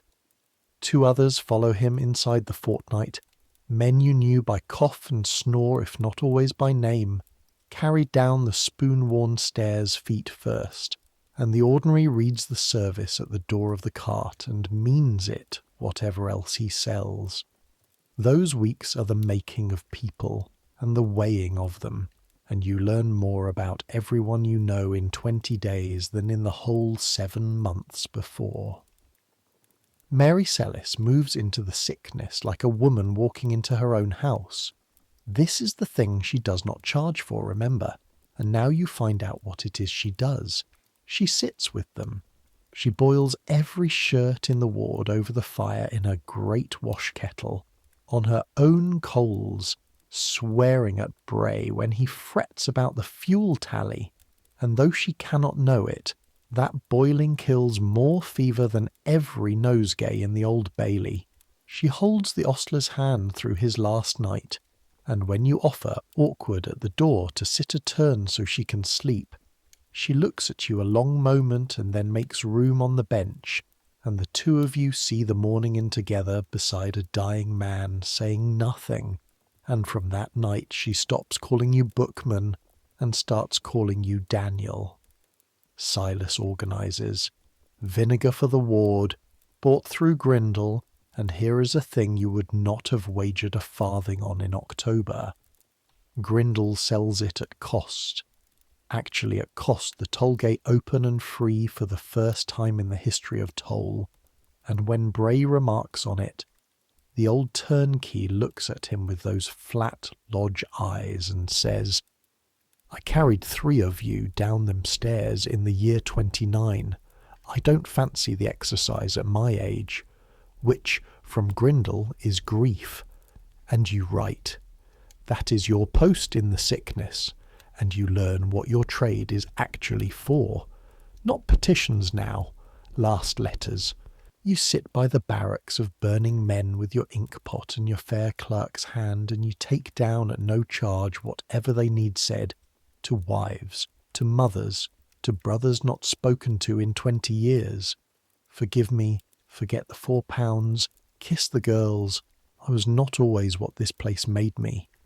You write the ostler's letter to a sister in Barnet he has not seen since the old king's time, and every one of them, every single one, you fold with a bone folder, one clean stroke, sharp and true. because Silas told you in your first week that you're selling the respect the paper gets, and a man's last letter should open in Barnet looking like a Bible, not like a debt. By the middle of June it lifts, the way these things lift for no reason anyone can name, the same way it came. The town, which wore mourning for a month and talked of nothing else, is by Whitsuntide talking of a prize fight and a new comedy. The town forgets. The ward does not. The ward has 3 clean spaces on the beam, and a boiled smell in its shirts, and a boy who now sleeps not on his sack by the door, but at the whistler's end of the barrack between you and Silas, because nobody ever discussed it and everybody moved their feet. And you, Daniel Marsh, bookbinder, debtor, are alive, combed, solvent by exactly £4 and upward, and 24 years old this summer, and something in you has quietly changed sides. In October, you were a man the prison was happening to. Somewhere in that black spring you became one of the people who hold the ward together when it shakes. Nobody voted. It is just that when men are frightened now, or dying, or new and green off the stairs with the door booming shut behind them, they look for Bray, or Mary, or Silas, or you. It is Grindle, of all people, who gives you the sky back. It begins with a letter, because with you everything begins with a letter. One evening in June he waits until the lodge is empty, produces a sheet of paper folded small and soft with carrying, and lays it on the ledger table like a man laying down a losing card.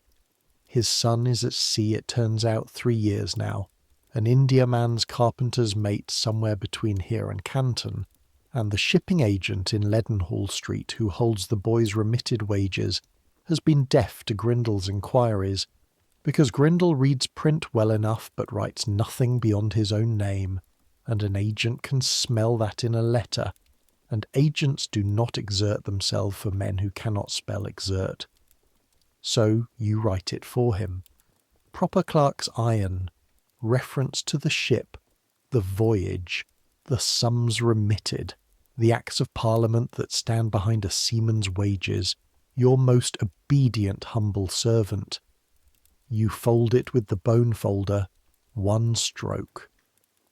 Grindle turns it over, holds it to the candle, and looks at it exactly the way the woman in your master's shop used to look at good Norwich cloth. "What's your fee, Norwich?"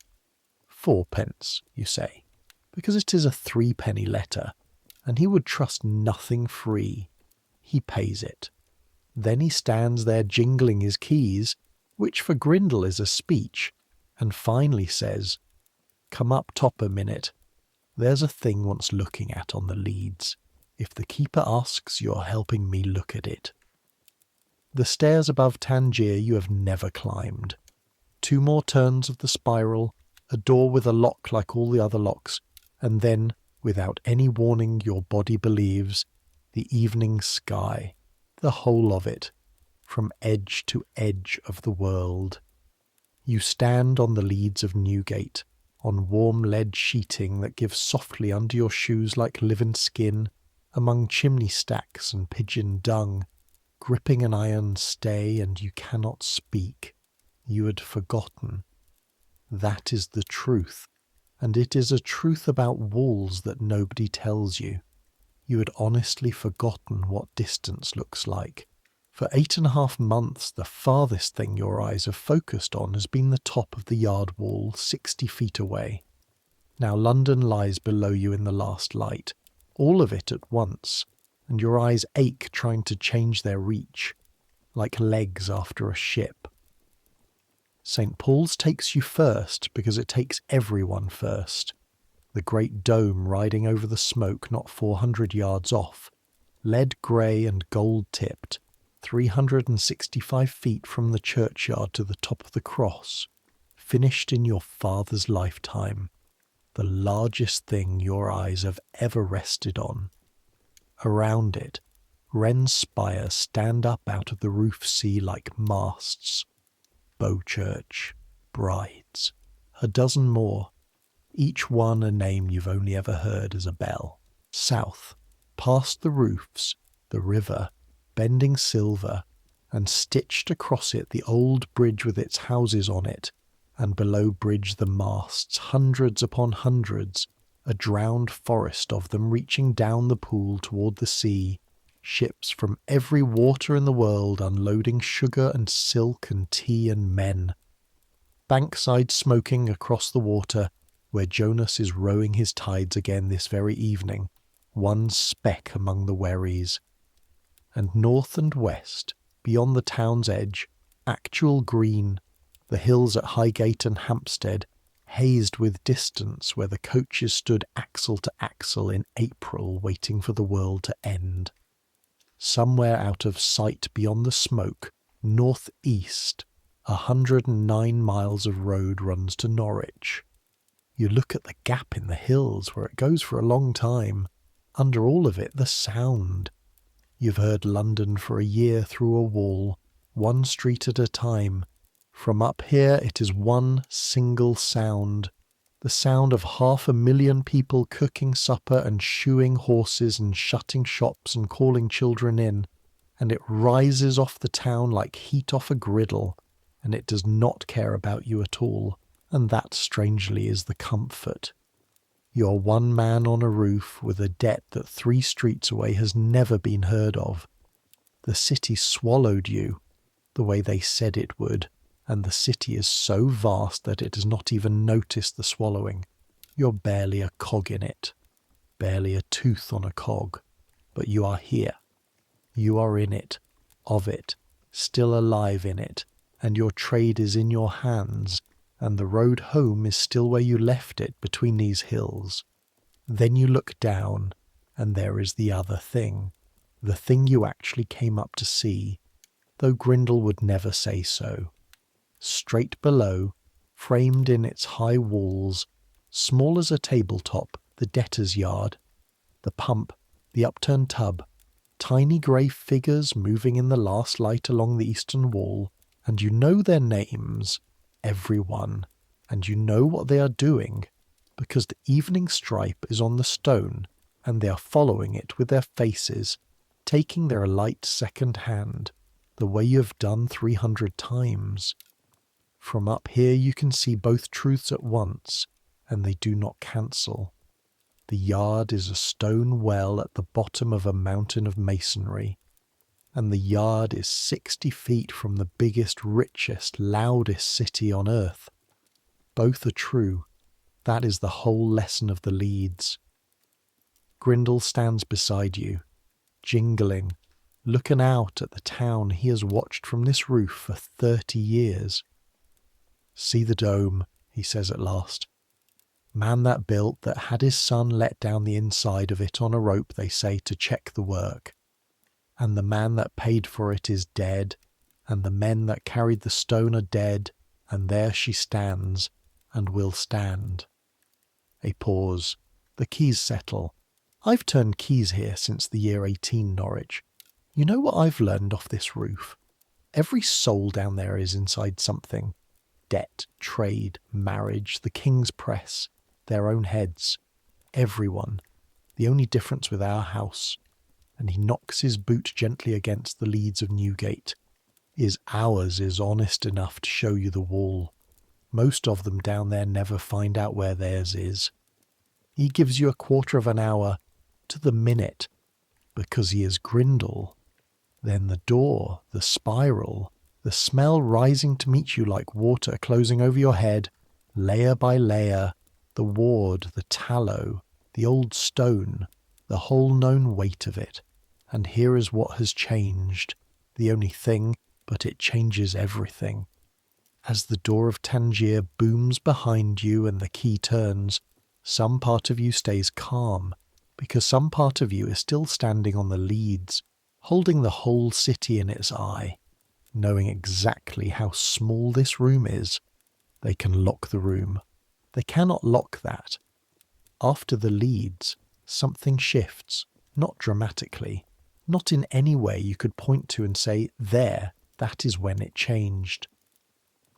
But the summer of 1750 goes differently than the winter went, and the weeks begin to move the way water moves under a boat, steady without event, carrying you somewhere all the same. The days have their shape, and by now the shape fits you like a worn tool handle. Bells, loaves, pump, comb, the yard, the stripe, the letters. But the trade has grown. You are the common side's pen now, not just Tangiers. Men come across from the other debtors' wards at yard time with their troubles folded up in their hats, and Grindle, tollgate to the last, sends you custom from the felon's side at a penny commission on every sixpenny petition, openly, as is right, and you pay it the way you pay the rain. On a good week now you clear 3 shillings above your keep. Every Saturday night the knotted stocking under the loose board grows another coin or 2, and every Saturday night you press your hand flat over the board and do the sum again. It is no longer a sum of despair. That is the difference the year has made. It is a sum with a bottom to it. July. The yard bakes, the smell climbs, the pump runs warm and tastes more of Christchurch graveyard than ever, and one white evening Kit comes skidding into the ward with the word that there is a man at the begging grate asking for the bookman, and grinning Kit says, "Like the cat that ate the tide, you go down." And there, kneeling on the free side of the grate on Newgate Street, with the evening traffic stepping round him, is Jonas Pike, brown as a saddle, broad as ever, holding up to the bars a paper of shrimp still warm from Billingsgate. He watches you eat them through the grate, one by one, like a man watching his money well spent. The wherry is his own now, or half his own and half a moneylender's, but on the water, working. And when the shrimps are done, he pushes a shilling through the bars, and when you push it back, he pushes it through again with the flat of his hand and the full stubbornness of the Thames behind it, and tells you it is not charity, it is freight. Paid in advance. First ride's free when you come out, bookman. That's mine to give. But a man wants his boat waiting. He pays his shilling like a Christian. Then, through the bars, the river news. Trade brisk, the tide's generous, and one cloud on the water bigger to watermen than any earthquake. The new bridge at Westminster, all but finished now, stone arches clean across the river, opening this very winter, the first new crossing since the Conquest, and every waterman on the Thames swearing at it daily, because a bridge is a machine for making ferrymen poor. "Stone don't get tired," Jonas says darkly, kneeling in the street, prosperous and free and outraged, and it is the finest thing you have seen since the Leads. He comes back twice more before autumn, shrimps and river talk, and once, wonder of wonders, actual news of your Norwich carrier at the Saracen's Head. The grate was built so the poor inside could beg of the free. You may be the first man in its history to be fed through it by a felon it spat out. Kit, this summer, finishes becoming what the winter started. The school of the Whistler's Corner has run out of things to teach him that you know how to teach. He reads anything now, fussed, greedy, sideways, upside down, and has discovered the one great truth of print, which is that it pays. He reads the 2-day-old papers aloud in the yard at farthing a sitting, doing the voices, King of Prussia, Cherokee ambassadors, prodigious hailstones in Kent, and on Sundays he reads psalms to old men who pay him in bread, and in August, with money earned entirely by reading, Kit buys himself a pair of shoes, new ones, from a stall in Warwick Lane, the first new-bought thing of his whole life. He wears them the first week the way other men wear watches, and you catch him at night, twice, sitting on the barrack edge, cleaning them with his sleeve in the dark. Nobody laughs. Every man in Tangier remembers his own first unshared thing. In this room, they can all see it plain. The boy is not going to die a prison mascot. The letters are a door. and he is already halfway through it. And Silas. One airless evening at the pump, out of a long silence, Silas says, not looking at you, "You charge 2p for a letter. What do you charge for one that's 31 years late? So you fetch the ink pot. It goes to Clerkenwell, to the family of his dead sister, whose grandchildren he knows from a chance word of Mary's keep a clock shop still in Red Lion Street under his own father's sign. It takes him 4 evenings to say 11 lines. You have written last letters for dying men that came easier. He tells them who he is and where, and that he asks for nothing, that he wants only to know if the shop still keeps the old regulator his father built, the long case with the gridiron pendulum, and whether it still keeps time. You fold it like a Bible. Kit runs it. And 9 days later, the same span his creditor's clerk once took to refuse you.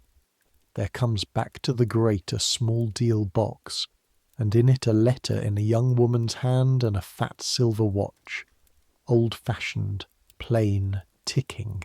The letter says the regulator stands where it has always stood, and has not been 4 minutes wrong in 30 years, and that their grandmother spoke of her brother Silas to the end, and never once as a prisoner, always as the finest workman of the family. And the watch is his father's, and they ask him to have it by them, because a watch should be with a watchmaker. Silas sits with it at the pump a whole evening, turning it, listening to it, this man whose own hands shake too badly now to open it, and finally he says, to the pump, to the yard, to 31 years, still in the family, the trade I mean. And then, because he is Silas, 4 minutes in 30 years, I'd have had it inside 2, sloppy. From that day the watch lives in his waistcoat, and the whole common side tells time by it, and he is the richest man in the yard. August burns out. September comes in cool, with rain that sweetens the yard for an hour and sours the wards for a week, and Silas judges the moment ripe, and the two of you sit down at the barrel table to compose the second letter of your life to Mr. Josiah Corbett, stationer, at the Bible and Crown, Paternoster Row. Silas's counsel is a clockmaker's. Build the mechanism so it can only turn one way. He told you in November your friends would find the means, meaning he thought there was Norwich money hid in your family's thatch, and a winter of Newgate would shake it out.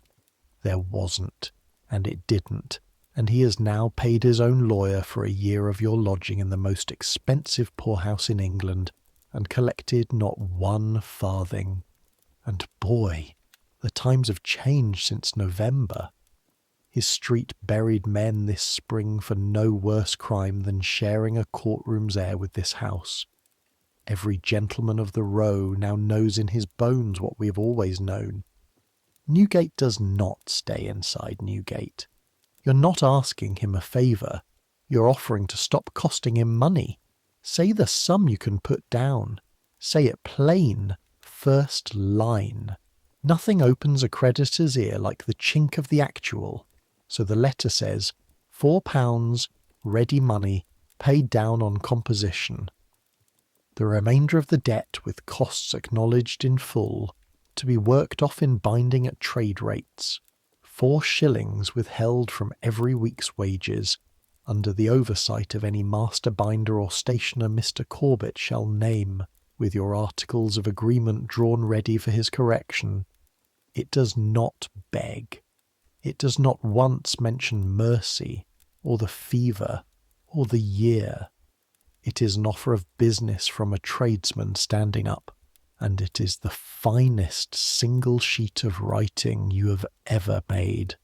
3 drafts and a fair copy, and when it is done you crease it with the bone folder, the one clean stroke, and the fold closes with that small sound like a shutting door. And Silas holds it to the light and passes his judgment. There. If paper can do it, that paper will. Kit carries it to Paternoster Row. He will not take the penny. On the house, bookman. Flat-eyed, careless, 11 years old, paying you back across a whole year and gone down the stairs before you can say a word you would both regret. 12 days. You count them by St. Sepulchres in bells. On the 13th day, a Thursday, the under-turnkey comes up to the yard at noon and says there is a clerk at the lodge asking for Marsh, and the yard goes quiet around you the way a room goes quiet around a man whose number is being called, and Silas's hand closes once on your sleeve, and Bray from the door says, "Lo, steady, chum, walk down like it's a delivery."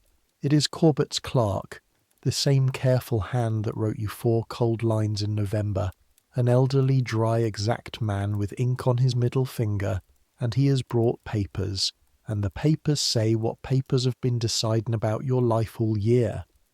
Only this time, for the first time since the 2nd of October, 1749, the papers are on your side. Mr. Corbett accepts the composition. £4 down, received of Daniel Marsh, the remainder in weekly abatement of wages as proposed, oversight to be by Mr. Alderton, Master Binder, of Little Britain, whom Corbett trusts, and you, God's own irony, have bound books for. There is one amendment in Corbett's own hand, sour and prudent as the man himself, the weekly sum to be 5 shillings, not 4, the sooner to conclude a connection which can be agreeable to neither party. You would laugh if your hands were steadier. He cannot even do you good without doing it disagreeably, and it does not matter at all, at all, at all. You sign, he signs. The clerk counts your £4 out of the knotted stocking coin by coin onto the lodge ledger, weighs 1 suspicious shilling, passes it, sands the ink, and is gone with the bored punctuality of a man to whom this is Tuesday. And the date of discharge, when all fees shall be cleared and the composition attested. The clerk consults his memorandum, indifferent as weather. The morning of the 2nd of October, 1 year, to the day, to very nearly the hour, the gate that swallowed you is going to spit you out on schedule, and neither Corbett nor his clerk nor the keeper of Newgate will ever once notice the anniversary. Why would they? You are a line in a ledger coming in. You are a line in a ledger going out. It is only men who keep anniversaries, men and one woman. When Mary hears the date, she stands very still over her basket, and then says, in her dry way, "A year to the day. Well, you counted your Christmases, Daniel. I told you, the ones who count are the ones who go. The last week is a strange, tender, backwards week. A week of doing everything for the last time and noticing everything as if for the first. The last Saturday reckoning with Bray at the beam. The last Sunday in the chapel under the roof, where you catch yourself looking at the black condemned pew, empty this month, and thinking of a wig-maker's boy who was exactly as guilty as you were. The last letters. You finish every commission you have open, and then you spend 3 evenings doing a thing that has no fee. Teaching Kit the shapes of the whole business, where the good paper is bought, what a petition must always say and never say, how to price a letter by the trouble in the man's face, and on the 4th evening you stand in the yard and tell the common side, plainly, that from Michaelmas the bookman of Newgate is Kit, 2d a letter, same as ever, and that you will answer for his hand, and men nod. And just like that you have done the only thing a departing tradesman can do for this place. You have left a trade standing behind you, like a coat that still holds your shape. On the evening of the 1st of October, you go down to the lodge to clear your account, because no man passes the gate owing the house, and the house has kept its book on you to the last farthing. Grindle has the ledger open under 2 candles. It is the same ledger, the size of a gravestone, and he finds your page, and there is your year.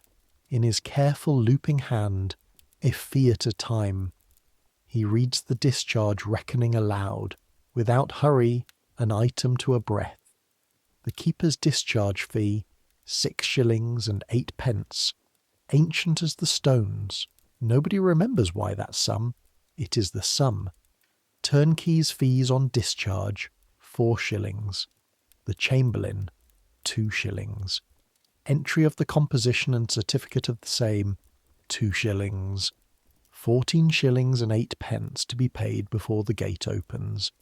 You count out your whole remaining fortune onto the ledger, the flat leavings of the stocking after Corbett's £4, and you know before you finish counting, because you have done sums on this ceiling all year. 14 shillings and 2 pence. You are 6 pence short of freedom. The lodge is very quiet. The fire snaps. And here is the terrible, the almost funny thing. You have a 6 pence.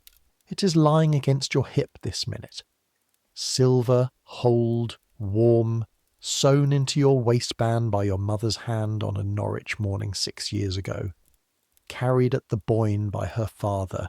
Never spent through war and want by 2 generations of people who wanted their children to live.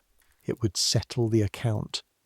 And standing at the ledger, with the gate 1 coin away, you find that the answer is the same one you gave the dark on your very first night, when the ward asked what you had and you paid everything except that. They could have the 4 shillings then. They can have the 14 now. They cannot have that. If it costs you another week of Newgate to keep your mother's luck unspent, then you will pay the week.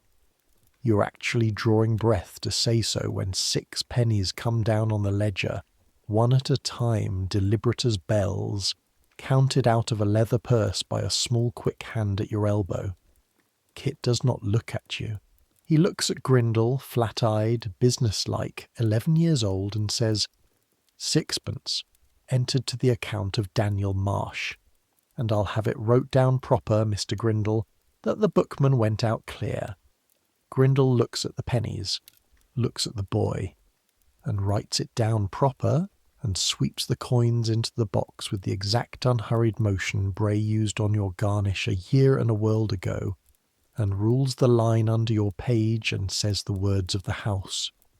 Account settled. Gate at 8, Norwich. Don't be late for it. You've paid enough for punctuality. That night, the last night's business of the Whistler's Corner is done with no one watching but the wall. You take the bone folder, and with its thin, worn edge you pick open the seam of your waistband, the one your mother sewed shut 6 years ago, stitch by stitch, the tool of your trade undoing the work of her needle, and the 6 pence with the hole in it drops into your palm, thin, old, silver, warm from being carried through everything.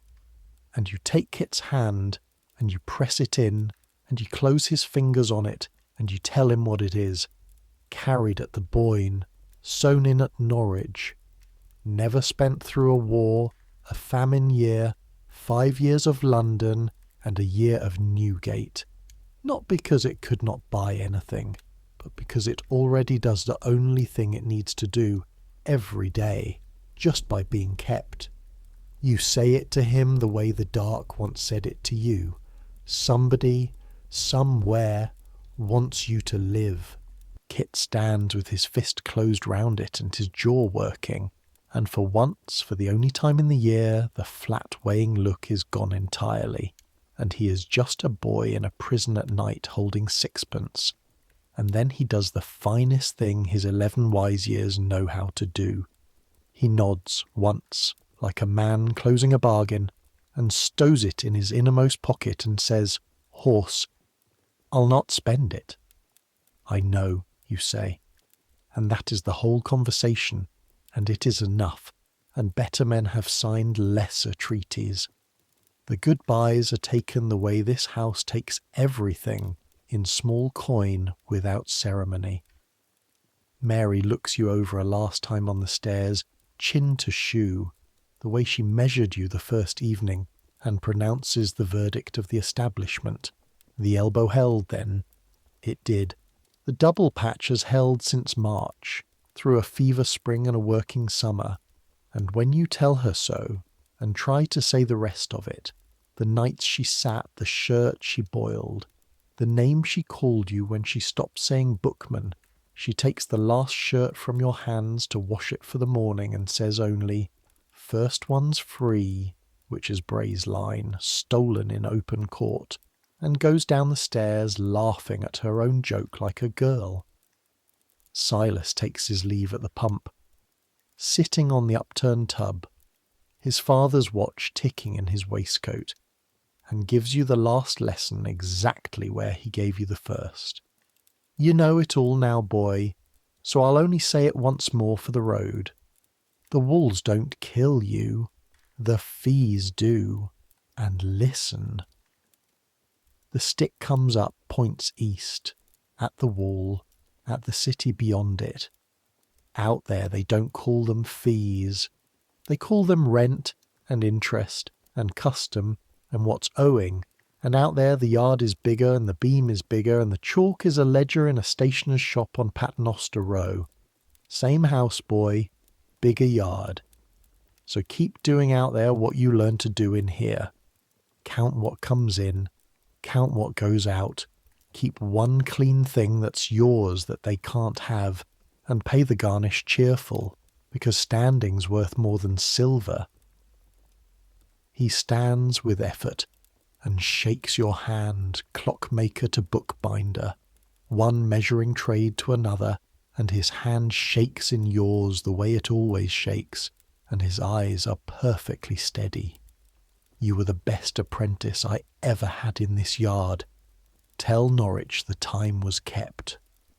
And Bray, on the last morning, in the grey before the bells, while the ward sleeps, Ned Bray gets up in his shirt, crosses to the beam, wets his thumb, and wipes marsh off the oak with one slow stroke, and then stands looking at the clean space the way he stood looking at the ostler's hat or no hat, and the difference between those two wipings is the whole width of the world. "There," he says, "best way a name ever came off my beam, walking out the front." He does not shake hands, Bray. It is not his office. He picks up the folded rug from your berth, the rented rug, a penny a night, 360-odd pennies of it chalked and paid across a year, and he shoves it flat against your chest. "Take it. Last one's free." And when you open your mouth, first one was 2, that makes a square, and if you argue, I'll charge you the year. You had not meant to weep in Tangier Ward. You do not, quite. It is a near thing, and Bray watches your face fight it out with the profound satisfaction of a man who has made his point.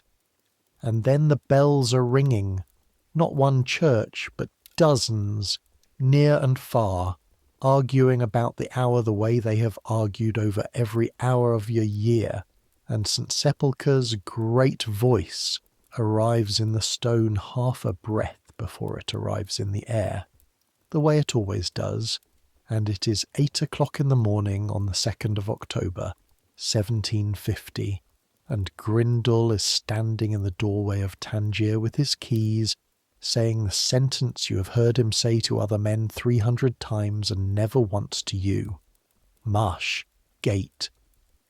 The lodge, the ledger, the fetters on their hooks, the board of fees in its fading white letters, all of it for the last time.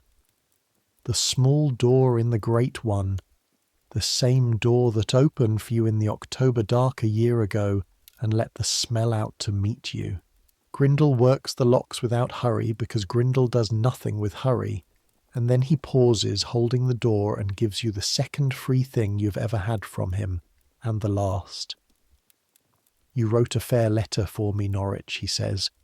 "Agent paid the boys' wages over every shilling, so mind the traffic going out. Be a poor jest to cross that road free and finish under a dray." That is Grindle's blessing, and it is not nothing from a toll gate. And then you are through, and the door thuds behind you, and the bolt goes over, and that sound, that exact sound that has been the edge of your world for 365 days, is on the other side of you now, and you're standing on Newgate Street in the 8 o'clock crowd, with a folded rug under your arm, and the sky going up forever overhead.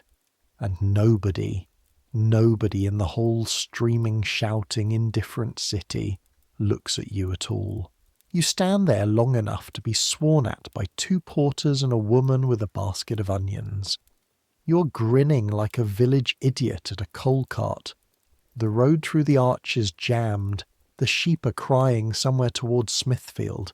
The smell of the Free Street, which is filthy, which is smoke and dung and fish and mud, breaks over you like sea air, like Norwich in June, like everything. 20 feet away, a man kneels at the begging grate with a wooden box on a string, calling the 4 words up into the morning. Pray remember the poor debtors. Pray remember the poor debtors. And you cross to him, and into the box you put 1 shilling. Jonas's shilling, the freight paid in advance, because the boat can wait 1 more tide. And the man at the grate says, automatic, God bless the kind gentleman. Gentleman, you, Daniel Marsh, in a year-old coat with a rented rug under your arm. You walk away down Newgate Street laughing at nothing with tears standing in your eyes, and the city, which has seen everything twice, does not even turn its head. What is there left to tell? Only the quiet part. Only the part every story keeps for last because it is the part sleep is made of. You walk to Little Britain, which takes 4 minutes, and you stand before Mr. Alderton's door at 8:30, and by 9 you have an apron on, and a paste pot warming, and a folding stick in your hand, and the first sheet you fold in freedom closes under the bone folder with that small clean sound, like a door shutting softly or opening. It is the same sound, and your hands remember everything, and the shop smells of paste and leather and new paper, which is the smell of your father's house, which is the smell of before, and Mr. Alderton, watching your first dozen folds with his thumbs in his waistcoat, says only, well, Newgate didn't spoil your hand, and puts you on wages that very week, 5 shillings of which will walk down the row to Corbett every Saturday until the ledger closes, 18 months, perhaps 20. You will pay it. You know exactly how to live poor and pay steady. You have had a year of instruction from the finest college of that science in England, and on the first evening, when the shop is shut and the day's work done, you climb to the little attic room that comes with your place, under the tiles, with a window the size of a Bible, and you sit on the edge of an actual bed, a bed with a blanket of your own and no tally on it, and you watch Little Britain go dark below you, and you take the inventory of your entire life, the way you took it on the boards of Tangier a year ago. 1 coat, Norwich wool, older now. 1 boxwood comb, teeth all accounted for. 1 bone folder, smooth as church marble, the hollow in its edge worn a thumb's width deeper by a year of other men's letters. 1 rug, gift of a wardsman, first one free, last one free. 1 waistband with an open seam and nothing in it, which is to say, 1 debt of a different kind, the kind you owe forward now, to a boy behind a wall 60 feet of masonry and 1 street away, who is sitting on a barrack edge this very evening. You would wager the shop on it, teaching some frightened new chum the letter A by rushlight at a penny a week. When your articles are done and there is a shop with your own name over it, there will be a place in it for a boy who can read anything and price anyone. You have told him so. He said he would think on it, flat-eyed, and looked away too fast. He will come. The window goes fully dark. Somewhere the watchman cries the hour, a free man's voice in a free street, and you can hear, faint and far, the bells, dozens of them, arguing, and among them, unmistakable, arriving in your breastbone half a breath early the way it always will, the great bell of St. Sepulchre without Newgate, tolling 9 over the wall of the house, where everyone you are thinking of is being locked in for the night. Bray is counting his ward. Mary's basket is packed for morning. Silas is winding his father's watch. The whistler is singing its thin 2 notes over an empty corner, or a full one by now. Some new man lying where you lay, learning what the nights are. You take one breath that aches, and one that doesn't. Then you lie down in your own bed, in your own room, in the enormous, murmuring, dangerous, beloved city, and the day lets go of you all at once, the way a hand lets go. And this, right here, is where we leave him. A young man asleep over a binder's shop in Little Britain in October of 1750, with his comb and his folder on the sill and his whole mended life around him.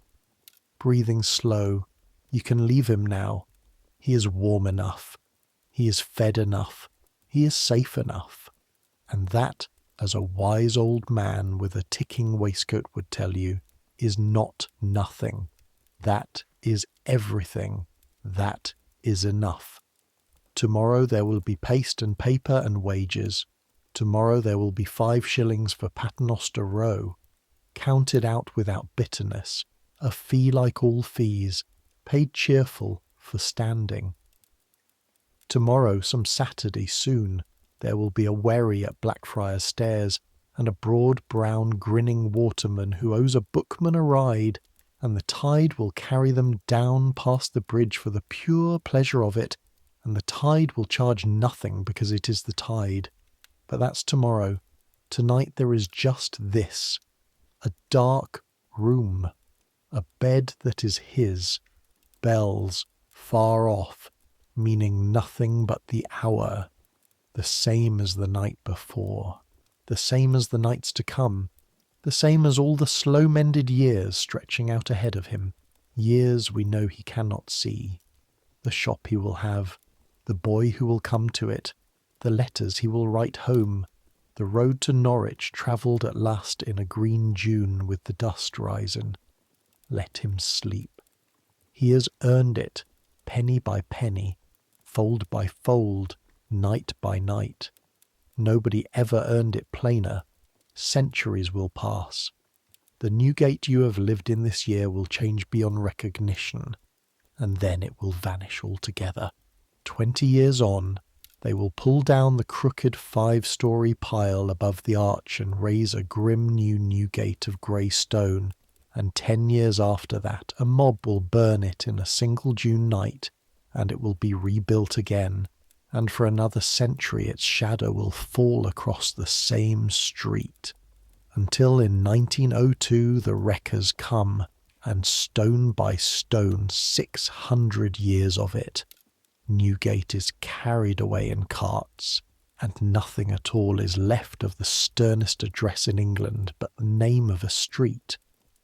Where the wards stood, where Tangier stood, where a chalk tally grew on a black beam, there rises a courthouse, the central criminal court, which the whole world calls the Old Bailey after the old street, with a gilded figure of justice on her dome holding her scales against the sky, standing almost exactly where a carved figure of liberty once stood over a debtor's gate with a cat at her feet. The judges beneath her will carry little nosegays of garden flowers into court on ceremonial days, long after every man who could tell them about the black sessions of 1750 is dust.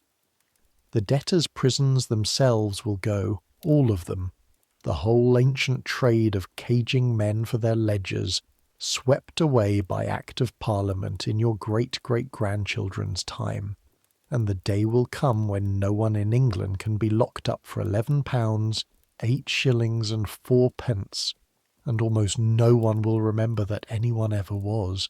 And in the church of St. Sepulchre without Newgate, which stands today, across the road from where the gate was, there is a small glass case in the nave, and in the case lies a handbell, and it is the bell, the very bell, bought with a dead tailor's £50 in 1605, that rang outside the condemned hold at midnight, and if you go there you can stand in front of it, on your own 2 free feet, and read the verses, and walk out again into the traffic, which still runs, as it happens, straight over the spot where the arch once was.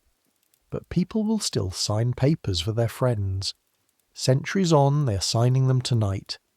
People will still lie awake in the dark, doing sums on the ceiling, still learn which of their neighbours to trust from how they act when the ground shakes, still find out that the walls were never the thing that kills you, and people will still keep, in a drawer, in a pocket, in the seam of things, someone's small worn object that is not for spending, a coin, a ring, a photograph, a smooth tool that belonged to a better hand, and hold it in the dark when the accounts don't balance, because it says the only thing it has ever needed to say. Somebody, somewhere, wants you to live. Some things don't change. The need for one clean thing doesn't change. And you, listening in the dark, in your own room, in your own century, with your own doors locked from the inside, which is the whole difference. And it is everything. Your accounts will keep till morning. They always do. The sums on your ceiling will still be there tomorrow, and tomorrow you will be stronger for tonight's rest. And anyway, you are never going to settle them at this hour. Nobody ever has. Put them down. The day is over. It took what it took, and it gave what it gave, and it is done with you now, and you are done with it. So let it come. Let sleep take you the way it took Daniel Marsh in the Whistler's Corner, night after night, under a rented rug in the coldest berth in London, because sleep does not check the ledger, and never once in the history of the world has it charged a fee. Let the world fade the way the yard faded when the stripe of sun slid off the wall. Let the noise quiet, street by street, bell by bell, until it is only one bell, far off, arguing with nobody. Let your thoughts slow, and settle, and soften, like a ward going still after the candle is pinched, 1 breath at a time, 24 breaths, then yours. Let your hands uncurl. They have worked enough. Let the accounts sleep too. Even Grindle closes the ledger. Even Newgate in the end was carried away in carts. You're warm enough. You're fed enough. You're safe enough. That is more than most of the people in this story had on most of the nights of their lives, and they made it to morning anyway. Almost all of them. Almost always. It is enough. It has always been enough. You've earned this rest. Take it, and dream of whatever dreams may come. Good night.